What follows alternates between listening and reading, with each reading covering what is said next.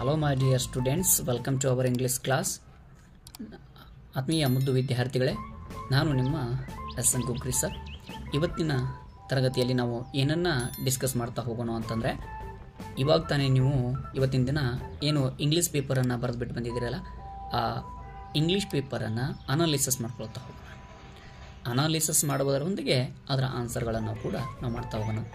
ಏನು ಇದರಲ್ಲಿ ಇನ್ನೊಂದು ಖುಷಿ ವಿಚಾರ ಅಂತಂದರೆ, ನಾವು ಏನು ಡೈಲಿ ಕ್ಲಾಸಲ್ಲಿ ಹೇಳ್ತಾ ಬಂದಿದ್ವೋ, ಮೊನ್ನೆ ತಾನೇ ಗ್ರಾಮರ್ ಕ್ಲಾಸ್ನು ಮಾಡಿ ಹಾಕಿದ್ನು. So as to as copy paste ಹಾಗೆ ಬಂದಿದೆ. ಅದೇ ರೀತಿಯ ಒಳಗೆ ಎಲ್ಲ ವಿದ್ಯಾರ್ಥಿಗಳು ಕೂಡ ಆ ಗ್ರಾಮರ್ ಕ್ಲಾಸ್ ಯೂಸ್ ಆಗಿದೆ ಅಂತ ಅನ್ಕೋತಿದ್ದೀನಿ. ಅಷ್ಟೇ ಅಲ್ಲ, ಒಂದು 8 ಪೇಜಿಂದ ಒಂದು ಗ್ರಾಮರ್ ನಿಮಗೆ ನೋಟ್ಸ್ ಮಾಡಿಕೊಟ್ಟಿದ್ದೆ. ಸೊ ಅದರಲ್ಲಿ ಕೆಲವೊಂದಿಷ್ಟು ಮಾಡೆಲ್ಗಳನ್ನು ಏನು ತೊಗೊಂಡಿದ್ನು, ಅದೇ ಮಾಡೆಲ್ಗಳು ಏನು ಬಂದಿದ್ದಾವೆ ಅಂತಂದರೆ as to as copy paste ಆಗಿ ನಿಮ್ಮ ಆ್ಯನುವಲ್ ಎಕ್ಸಾಮಲ್ಲಿ ಬಂದಿದ್ದಾವೆ. ಇದೆಲ್ಲರಿಗೂ ಕೂಡ ಖುಷಿ ಕೊಡ್ತಕ್ಕಂತಹ ವಿಚಾರ.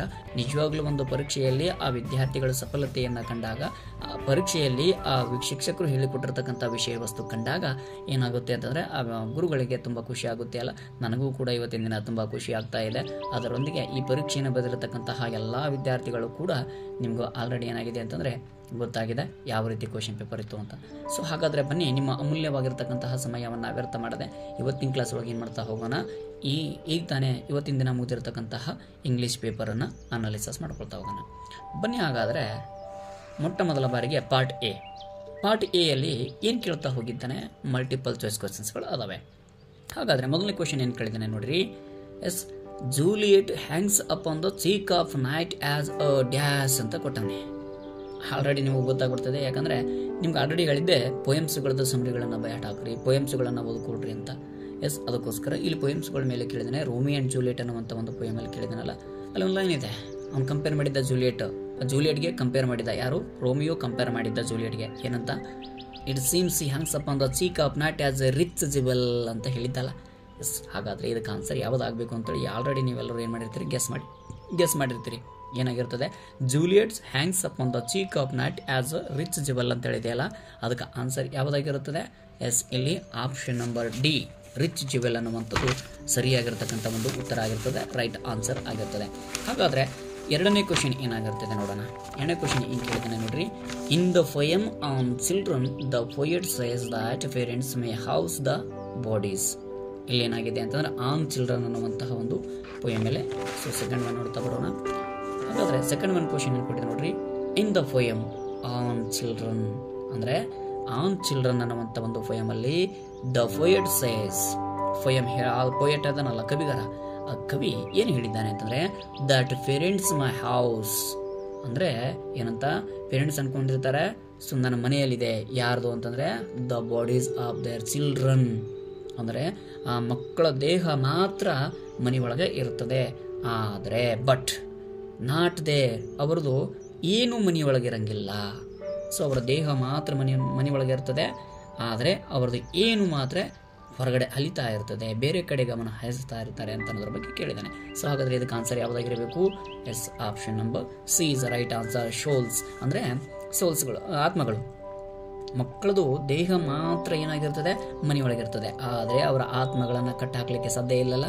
ಪೇರೆಂಟ್ಸ್ ಎಲ್ಲ ಅಂದ್ಕೊಂಡಿರ್ತಾರೆ, ನಮ್ಮ ಮನೆಯಲ್ಲಿರ್ತಕ್ಕಂಥ ಪಾಲಕರು ನಮ್ಮ ದೇಹ ಮಾತ್ರ ಹಿಡಿದು ಇಟ್ಕೊಂಡು ಇಡಬಹುದು ಮನೆಯೊಳಗೆ, ನಮ್ಮನ್ನು ಸೊ ರೆಸ್ಟ್ರಿಕ್ಷನ್ ಹಾಕಿ ಮನೆಯಲ್ಲಿ ಕೂಡಿಸ್ಬೋದು. ಆದರೆ ನಮ್ಮ ಆತ್ಮಗಳನ್ನು ಅಲ್ಲ, ಮಕ್ಕಳ ಆತ್ಮಗಳನ್ನು ಹಿಡಿದಿಡಲಿಕ್ಕೆ ಸಾಧ್ಯನೇ ಇಲ್ಲ. ಸೊ ಯಾವಾಗಲೂ ಅವು ಸಂಚರಿಸ್ತಾನೆ ಇರ್ತವೆ, ಬೇರೆ ಕಡೆ ಆಲೋಚನೆ ಮಾಡ್ತಾನೆ ಇರ್ತವೆ ಅನ್ನೋದ್ರ ಬಗ್ಗೆ ಇಲ್ಲಿ ಮಾಹಿತಿಯನ್ನು ಕೊಡ್ತಾ ಬಂದಿದ್ದಾರೆ. ಸೊ ಹಾಗಾದರೆ ಕ್ವಶನ್ ನಂಬರ್ 3 ಏನಿದೆ ನೋಡ್ರಿ.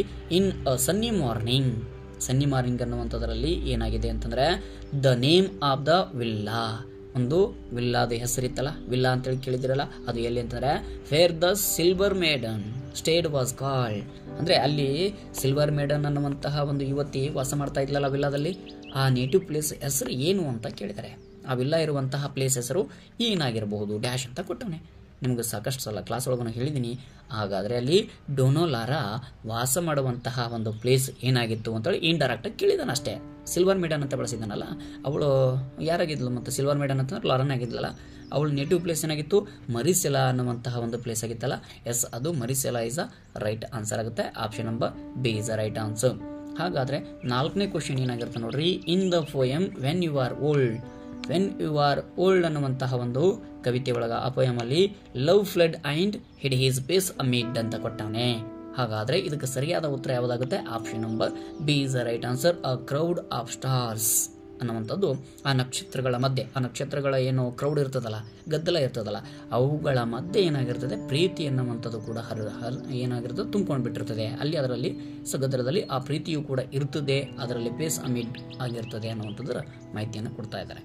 ಸೊ ಹಾಗಾದರೆ ಇಲ್ಲಿ question number 5, in the lesson the gardener ಅನ್ನುವಂಥ ಲೆಸನ್ ಇದೆಯಲ್ಲ, ಎಸ್ ಆಲ್ಮೋಸ್ಟ್ ನಾನು ಹೇಳಿರ್ತಕ್ಕಂತಹ ಪೊಯಮ್ಸ್ಗಳಾಗಿರ್ಬೋದು, ನಾನು ಹೇಳಿರುವಂತಹ ಲೆಸನ್ಗಳನ್ನು ಓದ್ಕೊಂತ ಹೇಳಿದ್ನಲ್ಲ, ಅದರ ಮೇಲೆ ಕ್ವಶನ್ಗಳನ್ನು ಕೇಳ್ತಾ ಬಂದಿದ್ದಾನೆ. ಆತ್ಮೀಯ ವಿದ್ಯಾರ್ಥಿಗಳೇ, ಈ ಕ್ವಶನ್ ಪೇಪರ್ ತುಂಬ ಈಸಿ ಆಗಿದೆ. In the lesson the gardener the old man's I were supposed with.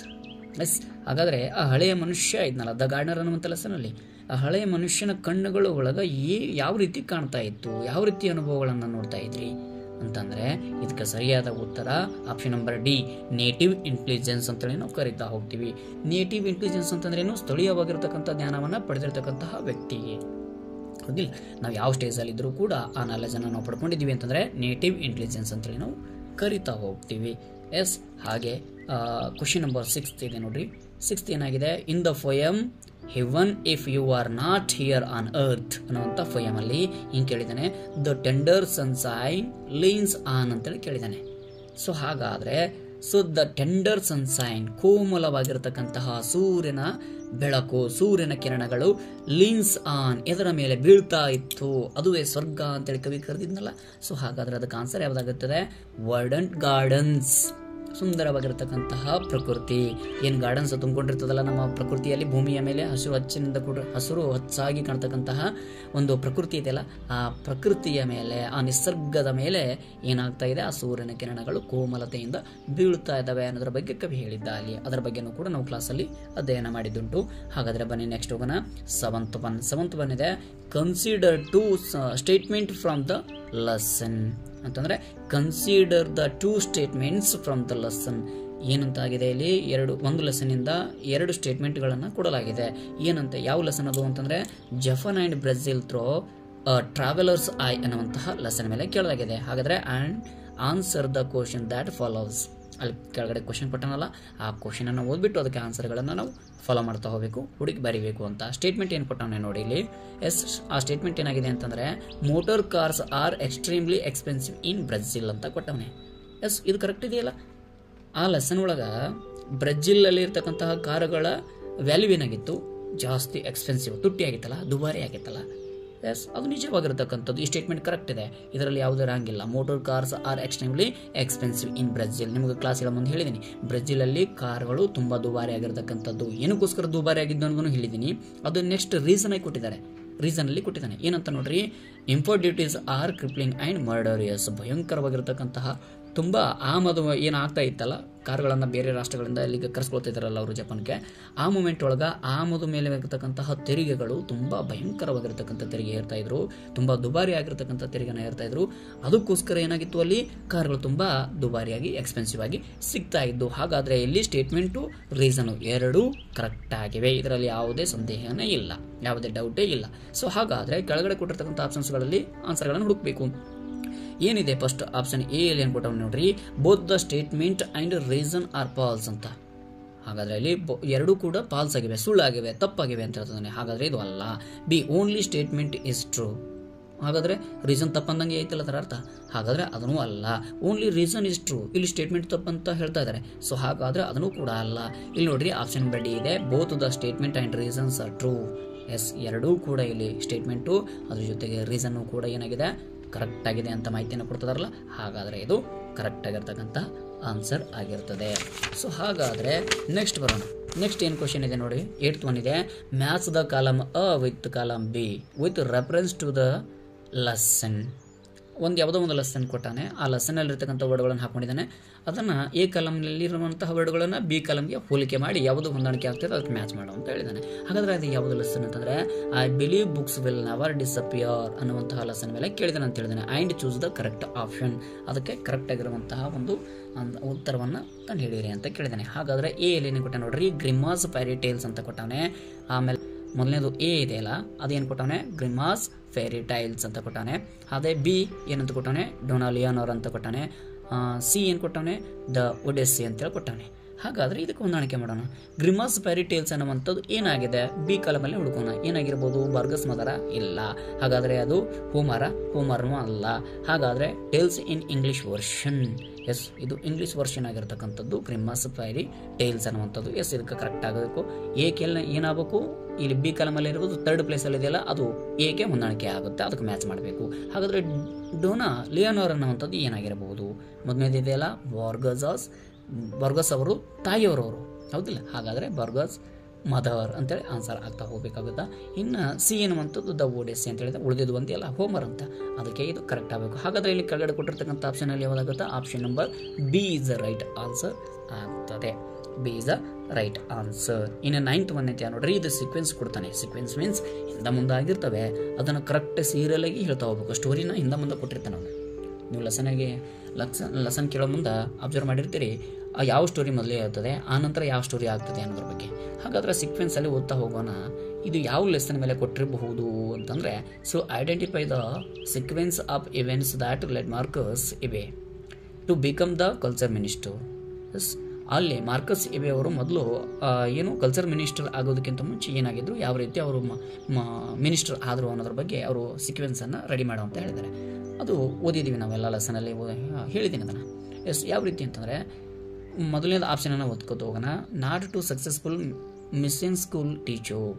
S, ಅದಕ್ಕೋಸ್ಕರ ಇವನು ಅಷ್ಟೊಂದು ಹೆಸರಾಗಿರ್ತಕ್ಕಂತಹ ಎಲಿಜಿಬಿಲಿಟಿಯನ್ನು ಪಡೆದಿರತಕ್ಕಂಥ ಒಬ್ಬ ಸ್ಕೂಲ್ ಟೀಚರ್ ಏನಾಗಿರಲಿಲ್ಲ. ಅದ ಒಂದು ಮಿಷನ್ ಸ್ಕೂಲ್ ಟೀಚರ್ ಆಗಿದ್ದ ಇವನು, ಅಷ್ಟೊಂದು ಹೇಳ್ಕೊಳ್ಳುವಂಥ ವ್ಯಕ್ತಿ ಆಗಿರಲಿಲ್ಲ ಅಂತ ಹೇಳಿದರು. ಎಸ್, ಇದು ಕರೆಕ್ಟ್ ಇದೆ. ಹಾಗಾದರೆ ನೆಕ್ಸ್ಟ್ ಏನು ಮಾಡ್ತಾ ಅಲ್ಲಿಂದ, yes politics came to village. Yes, ಅವನು ರಾಜಕೀಯ ಕೇಳ್ಕೊಂಡು ಅವನ ಹಳ್ಳಿಗೆ ಬಂದು. ಎಸ್, ಹೌದಾ, ಎಸ್ ಓಕೆ, ಅದನ್ನು ಕರೆಕ್ಟ್ ಆಗಿದೆ. ವೈಸ್ಲಿ ಜಾಯಿನ್ಡ್ ಪಾಲಿಟಿಕ್ಸ್, ಅವನೇನು ಬಂದ್ಬಿಟ್ಟು ಪಾಲಿಟಿಕ್ಸ್ಗೆ ಸೇರ್ಕೊಂಡ. To elect in election and become culture minister. Yes, ಎಲೆಕ್ಷನಲ್ಲಿ ಭಾಗವಹಿಸಿದ, ಆಮೇಲೆ ಒಬ್ಬ ಕಲ್ಚರ್ ಮಿನಿಸ್ಟರ್ ಆಗಿ, ಸಂಸ್ಕೃತಿ ಮಂತ್ರಿಯಾಗಿ ಎಲೆಕ್ಟ್ ಆಗಿಬಿಟ್ಟ. ಇದು ಕರೆಕ್ಟ್ ಇದೆಯಲ್ಲ, ಮುಂದಿನ ಓದೋದು ಬೇಡ, ಯಾಕೆ ಓದಬೇಕು, ನಮ್ಗೆ ಕರೆಕ್ಟ್ ಆನ್ಸರ್ ಸಿಕ್ಕಾಗ, ಹೌದಲ್ಲ. ಅದಕ್ಕೋಸ್ಕರ ಇಲ್ಲಿ option A is a right answer. ಇನ್ನು ಲಾಸ್ಟ್ ಒನ್ ಇದೆ ನೋಡಿರಿ, 10. ಇನ್ನು 10ನೇ ಕ್ವಶನ್ ಏನಾಗಿದೆ ಅಂದರೆ, water knows the radius race of ಅಂತ ಡ್ಯಾಶ್ ಅಂತ ಕೊಟ್ಟವನೇ. ಹಾಗಾದರೆ ಇದಕ್ಕೆ ಆನ್ಸರ್ ಯಾವುದಾಗಿರಬಹುದು ಅಂತಂದರೆ, option number C is the right answer. Karamchedu Suvartamma ಅನ್ನುವಂಥವನು ಇಲ್ಲಿ ಆನ್ಸರ್ ಕರೆಕ್ಟಾಗಿ ಸೂಟ್ ಆಗ್ತದೆ. ಇಲ್ಲಿಗೆ ನಾವು ಏನು ಮಾಡ್ತಾ ಬಂದ್ವಿ, ಓನ್ಲಿ ಮಲ್ಟಿಪಲ್ ಚಾಯ್ಸ್ ಕ್ವಶನ್ಸ್ಗಳನ್ನು ನೋಡ್ತಾ ಬಂದ್ವಿ. ಆತ್ಮೀಯ ಮುದ್ದು ವಿದ್ಯಾರ್ಥಿಗಳೇ, ಮಲ್ಟಿಪಲ್ ಚಾಯ್ಸ್ ಕ್ವಶನ್ಸ್ ನೋಡಿದ್ರ ಒಂದಿಗೆ ನಾವು ಇನ್ನು ಗ್ರಾಮರ್ ಟಾಪಿಕ್ನೂ ಕೂಡ ನೋಡ್ತಾ ಹೋಗೋಣ ಅಂತ. ಸೊ ಹಾಗಾದರೆ ನಾನು ಇನ್ನೀ ಕ್ಲಾಸಲ್ಲಿ ಏನು ಮೊನ್ನೆ ತಾನೇ ಆನ್ಲೈನ್ ಕ್ಲಾಸ್ ಮಾಡಿದ್ದೆ, ಅದರ ಜೊತೆಗೆ ಯೂಟ್ಯೂಬ್ನಲ್ಲಿ ಅಪ್ಲೋಡ್ ಮಾಡಿದ್ನಲ್ಲ, ಅದರಲ್ಲಿ ಹೇಳಿರ್ತಕ್ಕಂತಹ ಸೇಮ್ ಯಾವ ರೀತಿ ಸ್ಟೆಪ್ಗಳನ್ನು ಹೇಳಿದ್ದೆ ಅದನ್ನು ಫಾಲೋ ಮಾಡಿದ್ರೆ ಸಾಕು. ನಿಮಗೆ ಔಟ್ ಆಫ್ ಮಾರ್ಕ್ಸ್ ಯಾವ ರೀತಿಯನ್ನು ಪಡಿಬೇಕು ಅನ್ನೋದ್ರ ಬಗ್ಗೆ ಅದರೊಳಗೆ ಹೇಳಿದ್ದೀನಿ. ಅದೇ ರೀತಿಯೇ ನಿಮಗೆ ಕ್ವಶನ್ಗಳು ಬಂದಿದ್ದಾವೆ. ಇದರಲ್ಲಿ ಸಂದೇಹ ಏನಾಗಬೇಡ, ಯಾವುದೇ ಡೌಟೇ ಬೇಡ, ಎಲ್ಲರಿಗೂ ಖುಷಿ ಕೊಡ್ತಕ್ಕಂಥ ಒಂದು ಮ್ಯಾಟರ್ ಇದು, ಹೌದಲ್ಲ. ಸೊ ಹಾಗಾದರೆ 11th ಬನ್ನಿ.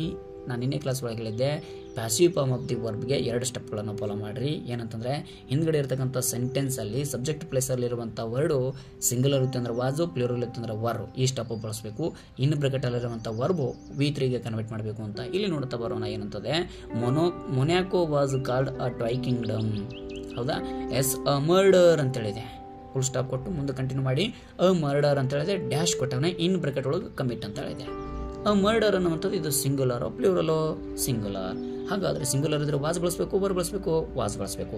ವಾಸ್ ಅಂತ ಬರೆದ್ರಿ, ಅದ್ರ ಜೊತೆಗೆ ಕಮಿಟ್ ಇದ್ದಿದ್ದು V3ಗೆ ಮಾಡಬೇಕಲ್ಲ, ಕಮಿಟೆಡ್, ವಾಸ್ ಕಮಿಟೆಡ್ ಅಂತೇಳಿ ಬರೆದ್ರೆ ಮುಗೀತು. ಇದು ಕರೆಕ್ಟ್ ಆನ್ಸರ್ ಆಗುತ್ತಾ. ಇನ್ನು ನೆಕ್ಸ್ಟ್ ಬರೀ ಎಲ್ಲಿ ಬರ್ತೀರಿ, the criminal dash in bracket sentence ಅಂತ ಇದೆ. ದ ಕ್ರಿಮಿನಲ್ ಅನ್ನುವಂಥದ್ದು ಇದು ಸಿಂಗುಲರೋ ಪ್ಲೂರಲೋ, ಇದನ್ನು ಕೂಡ ಸಿಂಗುಲರ್ ಆಗಿದೆ. ಇಲ್ಲಿಯೂ ಕೂಡ ನಾವೇನು ಬಳಸ್ತಾ ಹೋಗ್ತೀವಿ, ವಾಸ್ ಅನ್ನು ಬಳಸ್ತೀವಿ. ಇನ್ ಬ್ರಾಕೆಟಲ್ಲಿ ಸೆಂಟೆನ್ಸ್ ಇದ್ದಿದ್ದು ಸೆಂಟೆನ್ಸ್ಡ್ ಅಂತೇಳಿ ಬರೆದು ಬಿಡ್ತೀವಿ, ಮುಗೀತು. ಇನ್ನು ನಾವು ಎಲ್ಲಿ ಬರ್ತೀವಿ, ಸೊ ದ ಕ್ರಿಮಿನಲ್ ಅಂತ ಕೊಟ್ಟಂದ್ರೆ ಡ್ಯಾಶ್ ಅಂತ ಕೊಟ್ಟ, ಇನ್ ಬ್ರಾಕೆಟ್ ಒಳಗೆ ಆಸ್ಕ್ ಅಂತ ಇದೆ. ಹಾಗಾದರೆ ದ ಕ್ರಿಮಿನಲ್ ಅಂತ ಹೇಳಿದೆ, ಮತ್ತು ಇಲ್ಲಿ ಕೂಡ ಇದಕ್ಕೆ ನಾವೇನು ಬಳಸ್ತಾ ಬರ್ತೀವಿ, ಇದು ಸಿಂಗುಲರ್ ಪ್ಲೂರಲ್, ಮತ್ತು ಇದನ್ನು ಕೂಡ ಸಿಂಗುಲರ್. ಹಾಗಾಗಿ ಇಲ್ಲಿ ವಾಸ್ ಅಂತಾನೆ ಬಳಸ್ತೀವಿ. ಇನ್ ಬ್ರಾಕೆಟಲ್ಲಿರುವಂಥ ವರ್ಡು ಆಸ್ಕ್ಡ್ ಅಂತ ಬರಿತೀವಿ. ಹೀಗೆ ನೀವು ಬರೆದ್ರಿ ಅಂತಂದರೆ ಇಲ್ಲಿ 3 ಮಾರ್ಕ್ಸ್ ನಿಮಗೆ ಕಟ್ಟಿಟ್ಟ ಬುದ್ಧಿ ಅಂತ ಹೇಳಿದ್ನಲ್ಲ, ಇಲ್ಲಿ ಕೂಡ ಬಂದಿದೆ. ಎಸ್, ಹಾಗಾದರೆ ಇಲ್ಲಿ ನೋಡೋಣ 12th ಒನ್. ನೆಕ್ಸ್ಟ್ ಕ್ವಶನ್ಗೆ ಹೋಗೋಣ. ಇದು ತಿಳಿದಿದೆಯಲ್ಲ, ನೆಕ್ಸ್ಟ್ ಕ್ವಶನ್ಗೆ ಹೋಗೋಣ. 12ನೇ ಕ್ವಶನ್ ಏನಾಗಿರ್ತದೆ, fill in the blanks by choosing the appropriate expressions given in the bracket.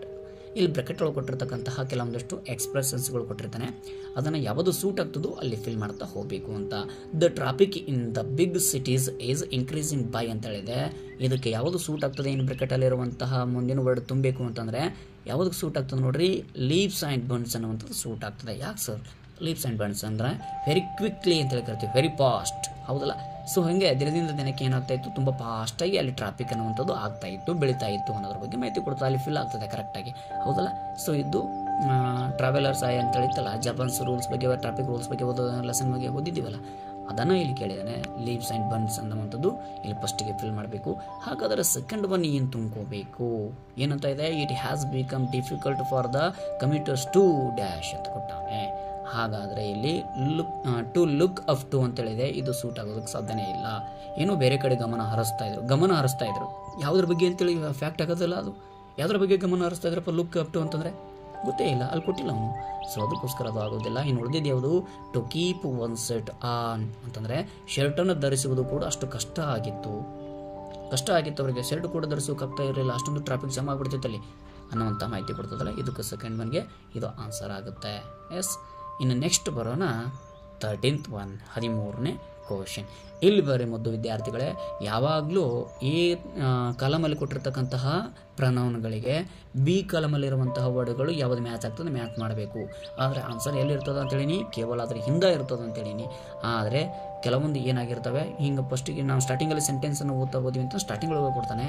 But ನಿಮ್ಗೆ ಏನು ಗೊತ್ತಿರಬೇಕು ಅಂತ ಹೇಳಿದ್ದು, ಏನೊಂದು ರೂಲ್ಸ್, ನಿಮಗೆ ಆ ಪ್ರನೌನ್ ಮೀನಿಂಗ್ ಗೊತ್ತಿರಬೇಕು. ಪ್ರನೌನ್ ಮೀನಿಂಗ್ ಗೊತ್ತಿತ್ತು ಅಂತಂದರೆ ನೀವು ಆ ಪ್ಯಾಸೇಜಲ್ಲಿ ಏನು ಮಾಡ್ತೀರಿ, ಈಸಿಯಾಗಿ ಅದನ್ನು ಏನು ರೆಫರ್ ಮಾಡಿದ್ದಾರೆ ಅಂತೇಳಿ ನೀವು ಫೈಂಡ್ ಔಟ್ ಮಾಡ್ತೀರಿ, ಹೌದಲ್ಲ. ಎಸ್. ಈಗ ನೋಡು, ಫಾರ್ ಎಕ್ಸಾಂಪಲ್ ಫೇರ್ ಅಂತ ಇದೆ. ಫೇರ್ ಅಂದರೆ ಎಲ್ಲಿ ಅನ್ನಂಗೆ. ಎಲ್ಲಿ ಅಂತಂದರೆ ಇದಕ್ಕೆ ಆನ್ಸರ್ ಏನು ಬರಬೇಕು, ಒಟ್ಟಲ್ಲಿ ಪ್ಲೇಸ್ ಬರಬೇಕು, ಯಾವುದರ ಒಂದು ಪ್ಲೇಸು, ಯಾವುದೇ ಒಂದು ಸ್ಥಳ, ಏನೋ ಒಂದು ಕಾರ್ಯಕ್ರಮ ಮಾಡ್ತಾ ಇದ್ದೀವಿ, ಅಲ್ಲಿ ಹಮ್ಮಿಕೊಂಡಿದ್ವಿ, ಗ್ರ್ಯಾಂಡ್ ಸಪರ್ ಮಾಡ್ತಾ ಇದ್ದೀವಿ ಅಂತಂದರೆ ಎಲ್ಲಿ ಅಂತ ಕೇಳ್ತಿರಲ್ಲ ನೀವು, ಫೇರ್ ಅಂತ ಕೇಳ್ತಿರಲ್ಲ, ಎಲ್ಲಿ ಅಂತಂದ್ರೆ ಆ ಪ್ಲೇಸ್ ಹೇಳ್ತಿರಲ್ಲ ನೀವು, ಅದನ್ನು ಇಲ್ಲಿ ಹೇಳಬೇಕಾಗಿದೆ. ಎಸ್. ಅದರ ನಂತರ ಹೂ ಅಂತ ಕೊಟ್ಟವನೆ. ಹೂ ಅಂದರೆ ಯಾರು. ಎಸ್. ವಿಚ್ ಅಂತಂದರೆ ಯಾವ. ದೇ ಅಂತಂದರೆ ಅವರು. ಇಟ್ ಅಂತಂದರೆ ಅದು ಅಂತೇಳಿ ಕರಿತಾ ಹೋಗ್ತೀವಿ. ಇದು ಮೀನಿಂಗ್ ಗೊತ್ತಿದ್ರೆ ಆ ಪ್ಯಾಸೇಜಲ್ಲಿ ಆನ್ಸರ್ ಯಾವುದನ್ನು ಕಂಡು ಹಿಡಿಬೋದು. ಎಸ್. ಹಾಗಾದರೆ ಇಲ್ಲಿ ಅಂಡರ್ಲೈನ್ ಮಾಡಿರತಕ್ಕಂತಹ ವರ್ಡ್ ಇದೆಯಲ್ಲ, ಫೇರ್ ಅನ್ನುವಂಥದ್ದು, ಅದ್ರ ಹಿಂದ್ಗಡೆ ಬರ್ರಿ ದ ಕಾಲೇಜ್ ಡೇ ಅಂತೇಳಿದೆ.